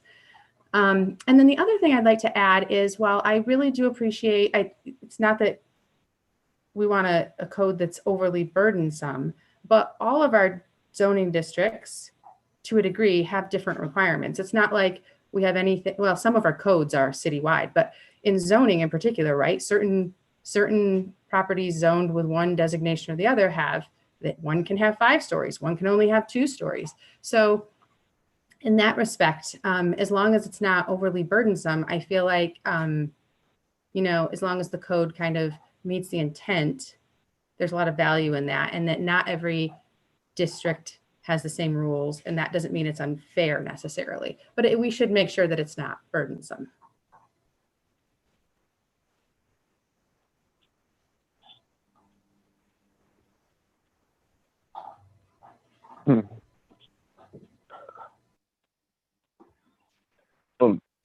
Any other comments or discussion at the moment?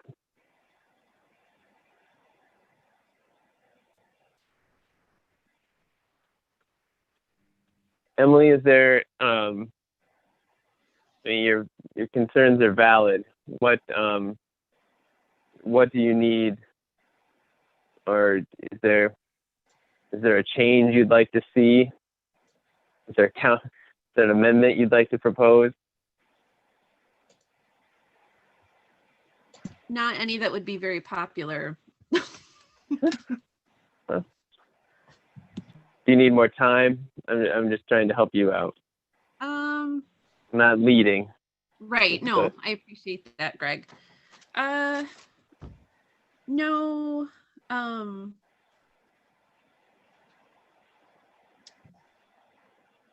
I would like us, and I said that, as I said earlier, this is kind of an aside issue. I do think that we have made great strides in the past, 6.5, 7 years that I've been on the Planning Commission in terms of public engagement. I think we saw an unprecedented shift when we went about the master plan and engaging the public. But really, this is catching up with us again, that we're not meeting, we're not doing the best job that we could.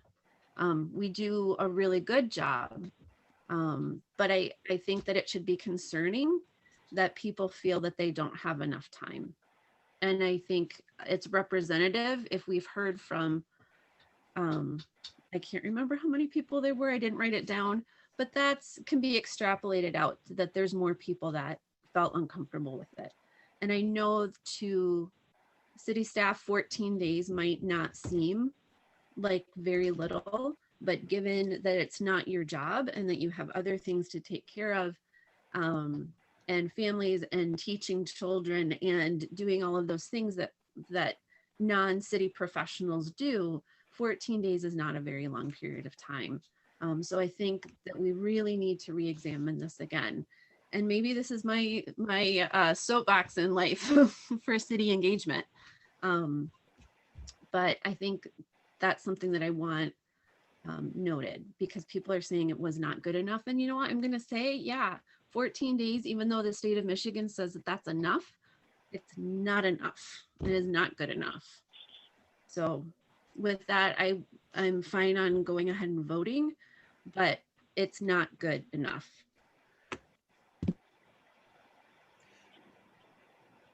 So the next meeting in December, one of the things that we were going to talk about was, again, a presentation on what's been going on for the last year. We have other questions for the board as relates to presentation material on a regular basis that we are going to query you on. We can certainly add this topic to how we can do different types of engagement, both during COVID as well as normal time. I think that, Emily, you are right in that we can always be looking at new ways. We can always be striving to be better. Finding different ways to reach people. I thought, including it on the front page of View from the Curb, something that gets mailed to everybody, was a great way to kind of get the word out, knowing how much people love that publication. as something that's already going out as a way to kind of piggyback. But yeah, I mean, I think we can always continue to look at, you know, what we can do. It is, you know, the zoning notice, you know, does, like we said, it's a minimum of 15 days in advance. We sometimes send it even earlier than that. This notice that went out noted the town hall meeting in it. So people knew that there's the town hall opportunity. Plus this, tonight is a public hearing. It is an opportunity for people to give their comments and questions in public, and we need to make sure that we are all understanding that this is part of that process. This is part of the engagement process. It's a public hearing. And what happens in front of the city commission, if it goes that far, is also that. I'm not saying you don't do other stuff. Let me be clear. I'm just saying that those are also pieces that are important in the process, and, you know, are ways for people to officially. But the material point is, though, is that by the time we get to the planning commission meeting, the expectation from city staff is that we're just going to go along with it. And really, there's not an opportunity for us to engage with the public in a meaningful way, because really, when there is a public comment, we're not allowed to engage in dialogue with someone who's either calling in, but even in-person meetings, we cannot engage in question and answer with public citizens, and that's ridiculous. I mean, how are we supposed to have meaningful interaction on something that's rather major, such as the extension of the downtown design review, which happened several years ago? That was a major issue that had huge implications for a lot of people. For the changes to the zoning downtown, I think really hit a lot of nerves also. And this is a good case where if people just had more time for information, and I could hear from my neighbors, oh yeah, Emily, it is, I am really okay with this. That would help me make a better choice. But just getting a phone message is not public engagement, because I can't respond to that person, and nor can you in a meaningful way, because it's not appropriate within a public hearing. So the notion, you know, because let's be honest, we are expected, because the city staff has worked hard to just approve whatever is presented to us. So perhaps I'm wrong, but I feel a lot of pressure because we have to fill the timetable to meet the needs of the city commission and what developers want and what city staff would like. We're not having the opportunity to have meaningful discussion. We need working groups. We need opportunities to work through these issues so that everybody can hear the discussion that we have. And we need to learn from each other. I read my packet very differently, I'm sure, than Greg does, or Derek, or Kareen. Kareen might not necessarily know what she's looking for or what questions she should come prepared to ask. So I think that we can leave things how they are. I can term out, we'll be fine, or we can take it to the next level. And I think really give the citizens the engagement with the city that they're looking for, because typically the city is seen as non-responsive, does not care what you think, doesn't care about your opinion. And especially, I think that's true in our low and very low income neighborhoods, that yeah, you can come to the city meeting, but they've already got it decided. So I think there's lots of room. And with that, Greg, if you're ready, we can call for a question. Well, I do think this sounds like a very good discussion topic for next month. So I'll take you up on that, Christina. But it sounds like we've been asked to take a roll call if there's no other hands flying up. So let's do that.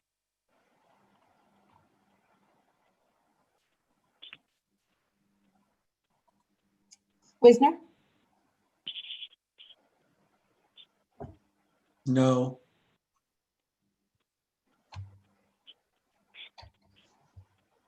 Bias, No. Patalco, No. Milliken, Yes. Greenman Wright, No. Phipps, Yeah, no, yes, I'm sorry, yes. Chambers. Yes. Okay, so the motion fails. It goes forward to City Commission, if I'm not correct. It just goes forward with a negative recommendation. Is that correct, Clyde? Or how does that get handled? I'm going to have to dig into the bylaws on that one. That's an excellent question. So give me a moment. I don't think we should move on. I think we should.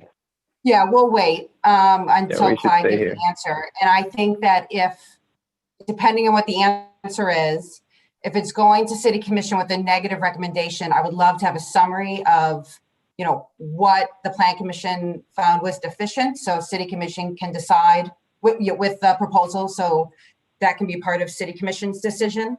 And I guess if it stays and you guys have the opportunity to see it again, I guess it's the same question, what specific changes to the map and code is this board looking for?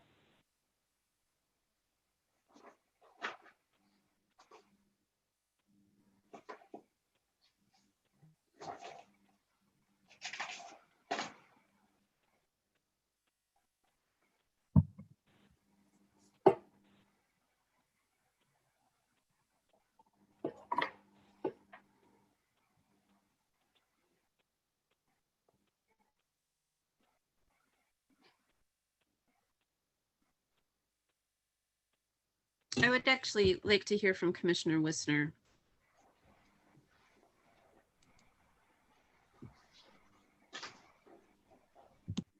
You putting me in a spot, Emily? I am. Sorry, Derek. No, I felt you made a compelling case, and I agree that this stuff could sneak up on one, and public input is important, and yeah.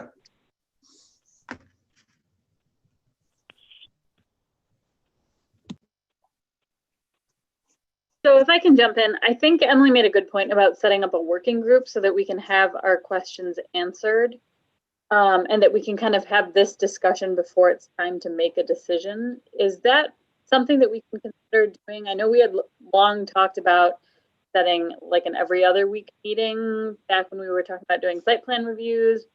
Is that possible? So you can't confer outside of a public meeting. I mean, it can be public, but a working right. group. So it could be a public meeting. Yeah. And that is something that I have been talking about post downtown zoning. This had already was in the works, right, to be noticed. So that's why we really tried to work with you to watch the town hall as a way to get questions answered on your end. And if you thought there was something, missing from the town hall presentation, to let staff know so they could bring it up tonight. And so for this case, we were trying to use that as that discussion. We can absolutely come up with large cases, and this is kind of where Clyde and I fell. When we have large cases, you can either have a preview opportunity. It's something that maybe we could present at the end, like maybe do it as new business at the end of one meeting in advance of it coming. So you can take a look at it and discuss it and confer. We could set up a second meeting every month, or second meeting when necessary, when a big case is coming. So you have the opportunity to have discussions and review it in a public way. Public comment, I think, would be taken as well at that meeting. I'm remembering my Open Meeting Act rules appropriately. So that is certainly an opportunity. And again, for this week, I think we're trying to use the town hall as that opportunity. Given Or that it was even, already noticed. Even going forward, I think one of the issues that I have felt, and I don't disagree a lot with what Emily said. One of the things I have felt is you guys are really doing a lot of work, staff. You're cranking out a lot of stuff, but I feel like there's this timing pressure to get everything done. And so maybe next year, as things go, maybe we build in a couple meetings because there's going to be more zoning ordinance amendments. And so maybe there becomes an expectation that, not an expectation, that's the wrong word, but an anticipation that when there's the public hearing, that it's a likelihood that it's going to be tabled to the next one, so that there's, it's okay to ask questions and just glean information. Because, I watched the NFP meeting, I watched both of them, and I watched the town hall.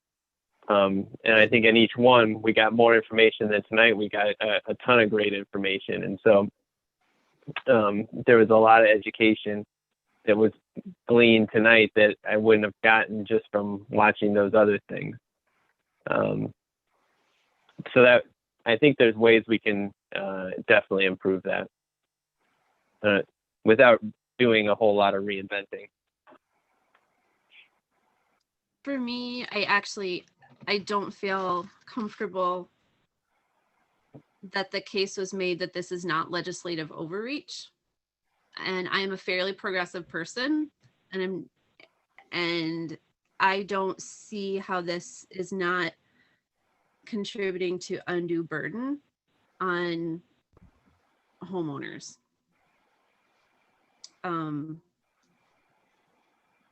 That, I guess that's what I really need to see.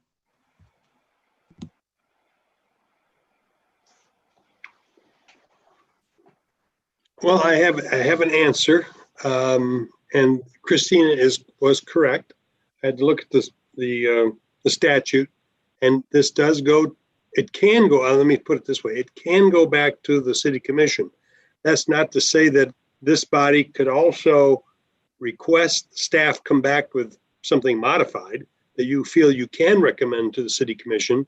But as it stands, this ordinance as proposed may go to the city commission for action at that level, but it would go with the lack of recommendation from this body. And to that degree, what Christina sought to get from this body in terms of what were your objections would be helpful, since you've already heard at least one city commissioner call in and voice some concerns. What I guess, and my final remark is I'm concerned that the fact that this body didn't approve it, that there are, as I think the same group of people, if not a few more, may also contribute their concerns or requests for exclusion, while others may want inclusion. That I can see the city commission perhaps acting in a manner similar to this body, and I think they're probably reluctant to approve it absent approval by the planning commission. So I guess you can take those comments for what they're worth. The other point, the last point I think I will attempt to make is that this was the second phase, when the city staff went into this process after the first one, they knew that there were certain areas in town that were, I don't want to say overlooked, not intentionally so, but a good example, I think, in the prime one was the Kleinstock Marsh area was not in the first plan, and that was pointed out as a glaring oversight by folks who are concerned about natural features protection. So the idea was, yeah, we certainly want, yeah, we can fix that going forward. And so the question becomes, and I guess I would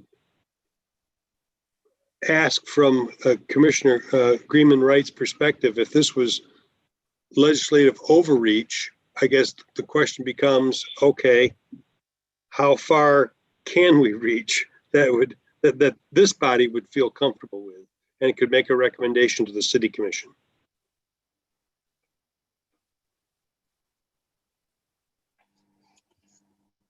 So outside of legal concerns that Emily cited, for phase 2 specifically, I think, right, Emily? Are there other things that staff needs to, and specifically things that you want to call out for us to go back and review with the text amendments or the map?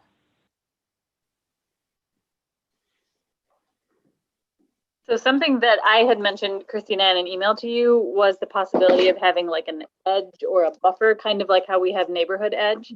I think it might be helpful to have or to establish a layer of our natural features protection that is sort of a light version, and something that can include the people that want to be included, and then can also be a space for someone to say, well, I'd like our property to not be included, but since it does fall into the qualifications of having natural features that can be protected, here's kind of an in-between space. Generally something that does give us more of a contiguous look at what are the natural features, because we know that, you know, a canopy doesn't end at the end of a parcel. And so we want to make sure that the natural features that we've identified, yes, are protected, but also are not the exclusively only protected features. So that would be something that I'd like to see added as phase 2 or phase 3 or whatever phase we are in of evolving this.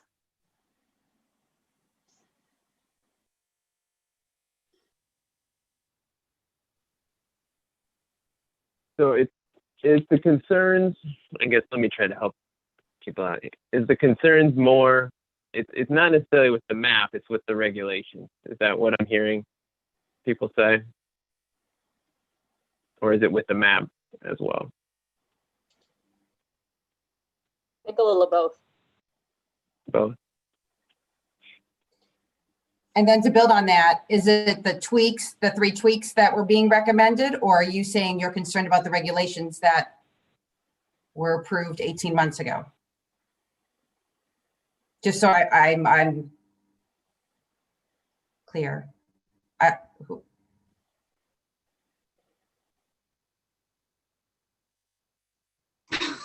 I mean, in all honesty, I think it would make more sense to cover more parcels. I know this seems really incongruent with what I said earlier, but it doesn't seem reasonable to set this expectation for a specific number of people and not set it for others. Somebody else back me up here on this. I'm having a really hard time articulating what makes me uncomfortable with it, to be honest. And I'm assuming that I'm not the only one. I am as well. I'm sorry, go ahead. And I know I voted yes too, but I do have concerns too, because when I looked at phase 1 and I came in after the fact with the approvals, and the one thing that was disheartening is to see different neighborhoods that got left out. And like, I know a lot of neighborhoods are coming up with their plans and things like that, but I feel like overall, you know, and I know it's a lot of work with the city, but overall there are many areas that got left out as though they weren't important. And then now in phase 2, we're adding them, and they should have always been there. And then because of them being left out, there's projects that have been approved, and then now we're coming back to add on natural features to certain areas, but it doesn't stop the items that are already being approved. And that's kind of disheartening, because we needed to have this done beforehand. All neighborhoods should have been covered, from the west side to the south side to the east side to the north side. all of them should have been covered. And I like that we're trying to cover more things now, but it's just disheartening because there are projects that we can't stop. And then now we have places that may be losing pieces of their natural features and we can't go back. But we do need to set up something ASAP so that we can get this covered.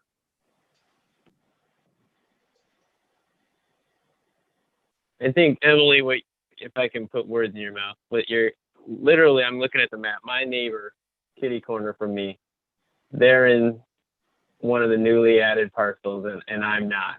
And so, now they did this beforehand, but they bought the house and they cleared a whole bunch of just scrub crap. Now they probably could have done this because without violating the rules of the ordinance, because these trees were in terrible, terrible shape. Most of them were tiny. So I don't think this is a relevant example, but let's just say they were big and they were pristine and they were really nice. They would have had to replace them, where if I would have done it just because I'm across the street, I would not have had to face those same replacement requirements. Now, granted, their backyard slopes and they're connected to the adjacent property that has a really steep slope, and there's this kind of ravine in the backyard that all the deer hang out in. That's why they're included. And so I understand that, but it's that sort of, my guess is that's probably what you're looking at and you're thinking, from a residential standpoint. And that's one of the quirks of zoning, is sometimes there's boundaries and there's boundaries have lines and ins and outs, and that's a challenge that comes with it.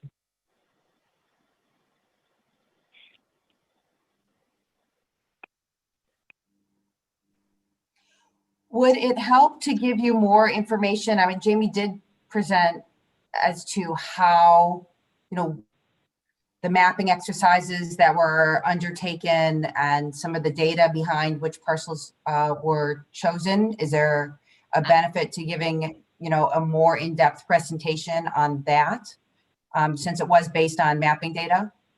I guess I would like more clarification as to why how parcels are included and excluded. Especially, and I agree with Sharday. I think that there is a lot of attention being paid to what's considered a desirable area. And that, there's a lot of stuff that it could, is really being left out on the east side and on the north side, because it doesn't, and even to answer the questions for the homeowners that are like, hey, what's the deal? Why am I being included? We're not really, I don't feel capable of giving them a clear answer.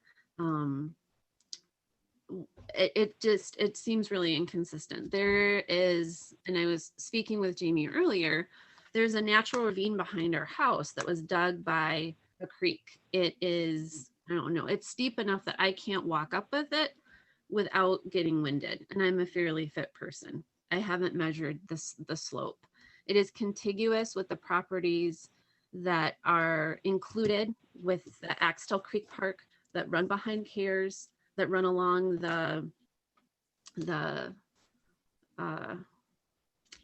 Axtell Creek. It makes no sense why that's not included. It's an 1.5 acres of land, but 925 Grant Street is. And I can see the indignation, and I understand the indignation that those homeowners feel. Why is this property excluded, but my property is included? And you know what? If for all we know, in CDBG dense areas, it is a burden to have more regulation on your property. When you have fewer resources available, it is a burden. So I want more clarification on how what is put in, what isn't. Because, I know the code book and I can understand, and I understand land use and what is appropriate. I understand what a story is. I understand all of those components about understanding and interpreting the code on how best to use a parcel of land and whether or not we should give a special use permit, whether or not we should change the zoning, all of those things. This is something that despite my study is beyond my realm of expertise. And I actually don't even know if we have the ability to decide on this or not, because it is outside of my ken. I know the code, I know the nature of the neighborhoods, I know the nature of housing, all of those things that make me a really good planning commissioner. But I don't know how to answer these questions. Yeah. I think that it might also be good to have, so the NFP committee, who does have that technical expertise, reviewed it and provided a recommendation, but maybe they need a representative to come and speak, to give information to on why they recommended it to you. Because that's really their function, right? Is because they are technical. That's why they review ZBA variance requests, because they're the technical body. So they reviewed it to send to you the way they do variances. And so perhaps, we were remiss for not having them come to present to you to say why they recommend, why they felt technically it was appropriate. That I think would make all the difference, to be honest.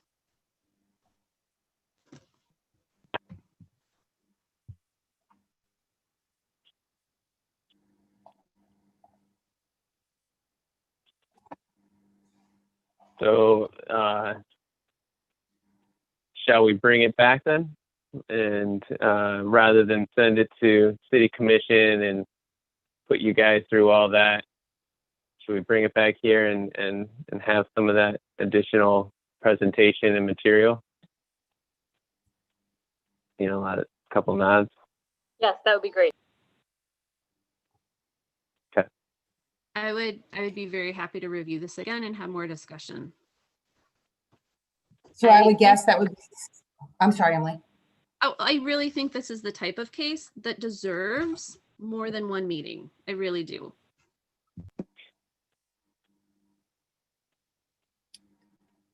So this probably, would not come forward again until sometime, I would guess, this winter. Would be my guess. I don't know. We'll have to kind of figure out what review the comments tonight and figure out where we are in agendas. But I would guess it would not be until February or March, just to keep in your minds.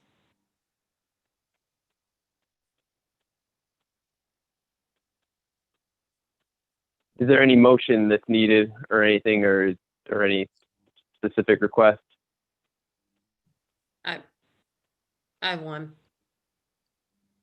You have a motion? Clyde, or- No, make not an let's- official let's- okay. motion. All right, hang on.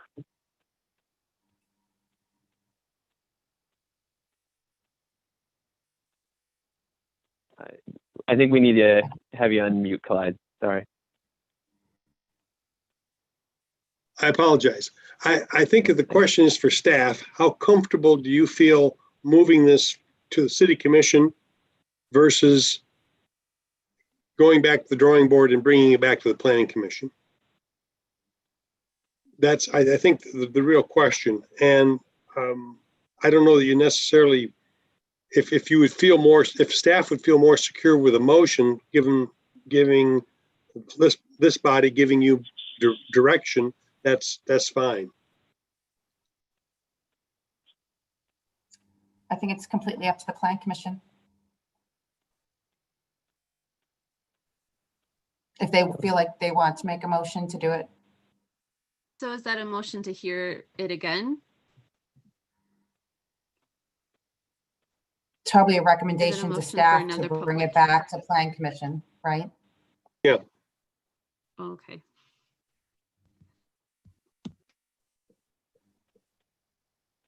Does anyone?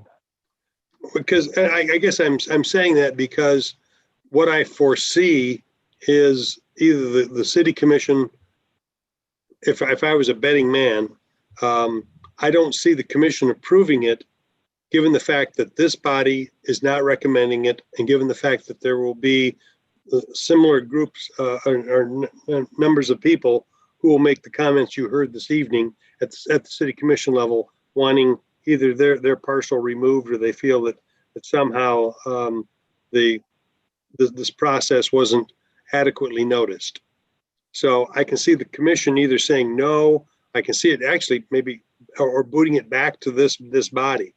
And I guess I want to short circuit all of that. Again, this is not necessarily a legal opinion. This is kind of giving you my Pragmatic. wealth of experience with these type of things. And so what I'm trying to do is find a I don't want to say a middle ground, but find a path forward that works for both this body as a planning commission and for city staff who really do the heavy lifting.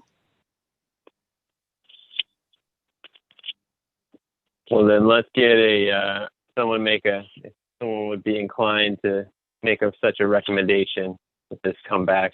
I think that sounds like the helpful thing to do.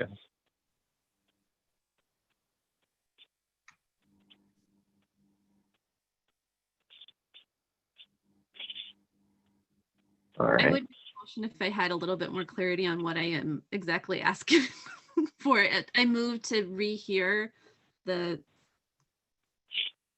public hearing or case. What's the case number? PC 2020.16.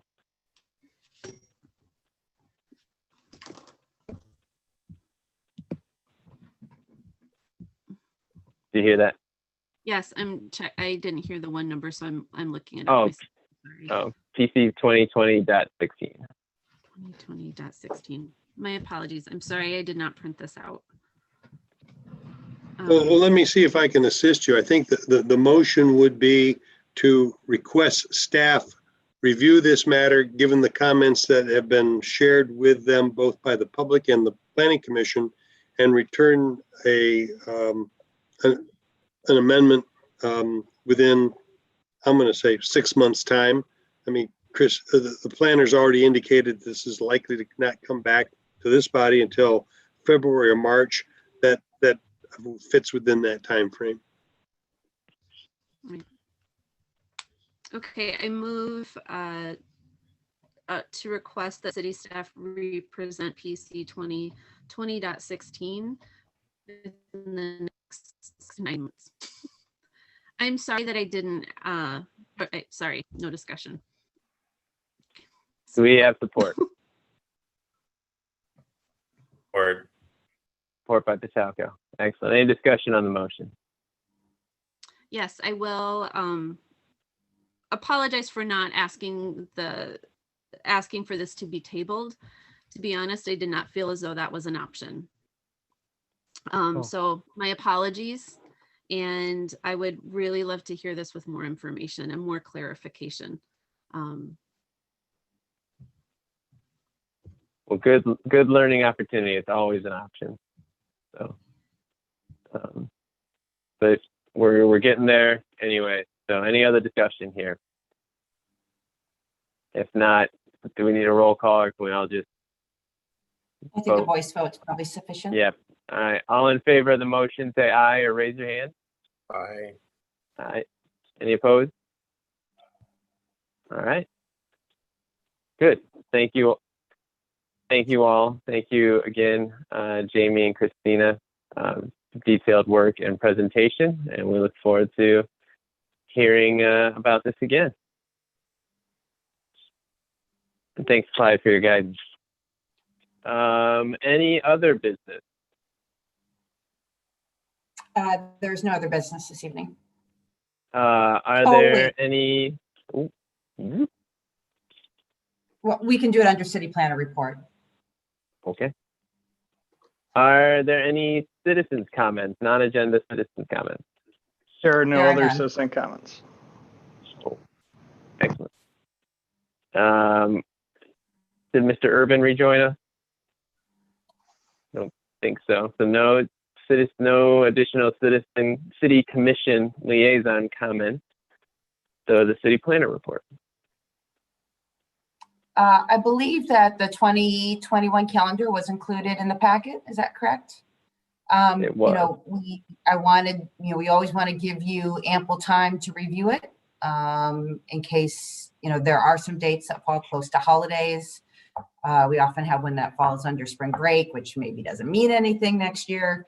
But, you know, we wanted you to have it and take a look at it to, you know, so it can be in your mind now. And if we think we need to change a meeting, you know, I would much rather do it at the beginning of the calendar year, so we can plan accordingly, than find out a week beforehand that it was too close to 4th of July and everybody was gone, or too close to something, you know, whatever that may be.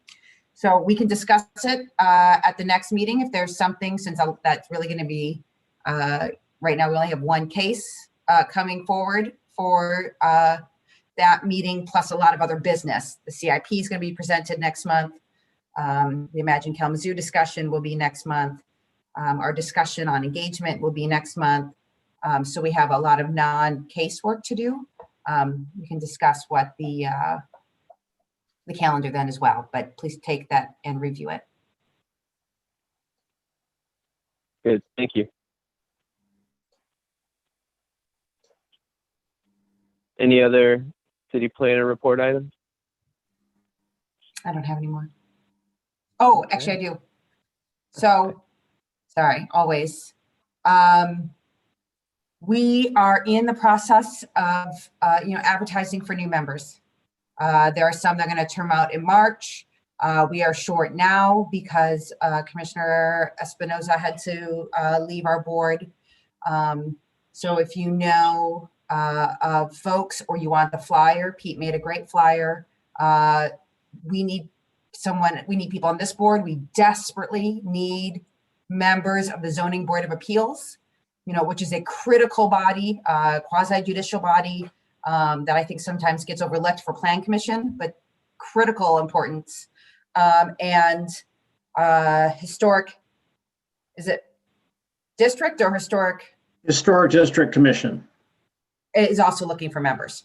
So Pete has a flyer if you'd like it to share with any your friends and neighbors. We have sent email to a wide group of folks from neighborhoods to organizations in town. We have kept it on, we've tried to kind of keep it in everybody's presence, but we definitely need some more candidates. So please pass it along. Could you share, and you can do it privately or with us or with the whole group. You said there's some people who are terming out.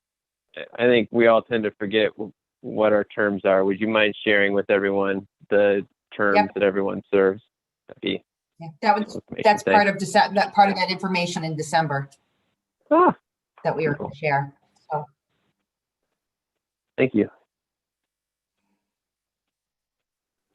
If I could just make one other comment related to NFP being reflected on the site plan review spreadsheet. It actually is on there. It's under the design review column, which is the fourth from the right side. So that the design review might be DDRC review, or it might be NFP. But we have already started reflecting that on the site plan sheet. I see that. So just you know where to look for it, but it's on there, so we are tracking it. Awesome. Thank you for pointing that out. Yep. That's good to see. A cell antenna had to go to the NFT. That's interesting. All right, sorry, I got distracted. And there's a good reason for that. So, and if you want the information, you should reach out to Jamie or Bobby. I will. I'm curious. You know what I'll do? I'll go to the website, and I can find information there. You can review the site plan on your own, because they are always, the current ones are there for review still. Yeah. Excellent. Any more comments? Good.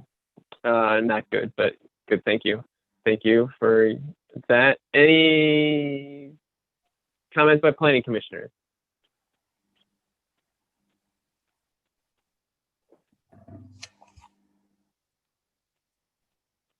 no additional everyone said enough tonight.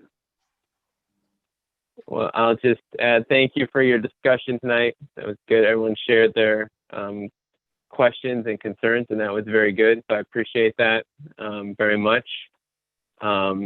It was nice I mean, I know it can be hard, and I'm sure staff's not thrilled, but it's nice not to have a unanimous decision.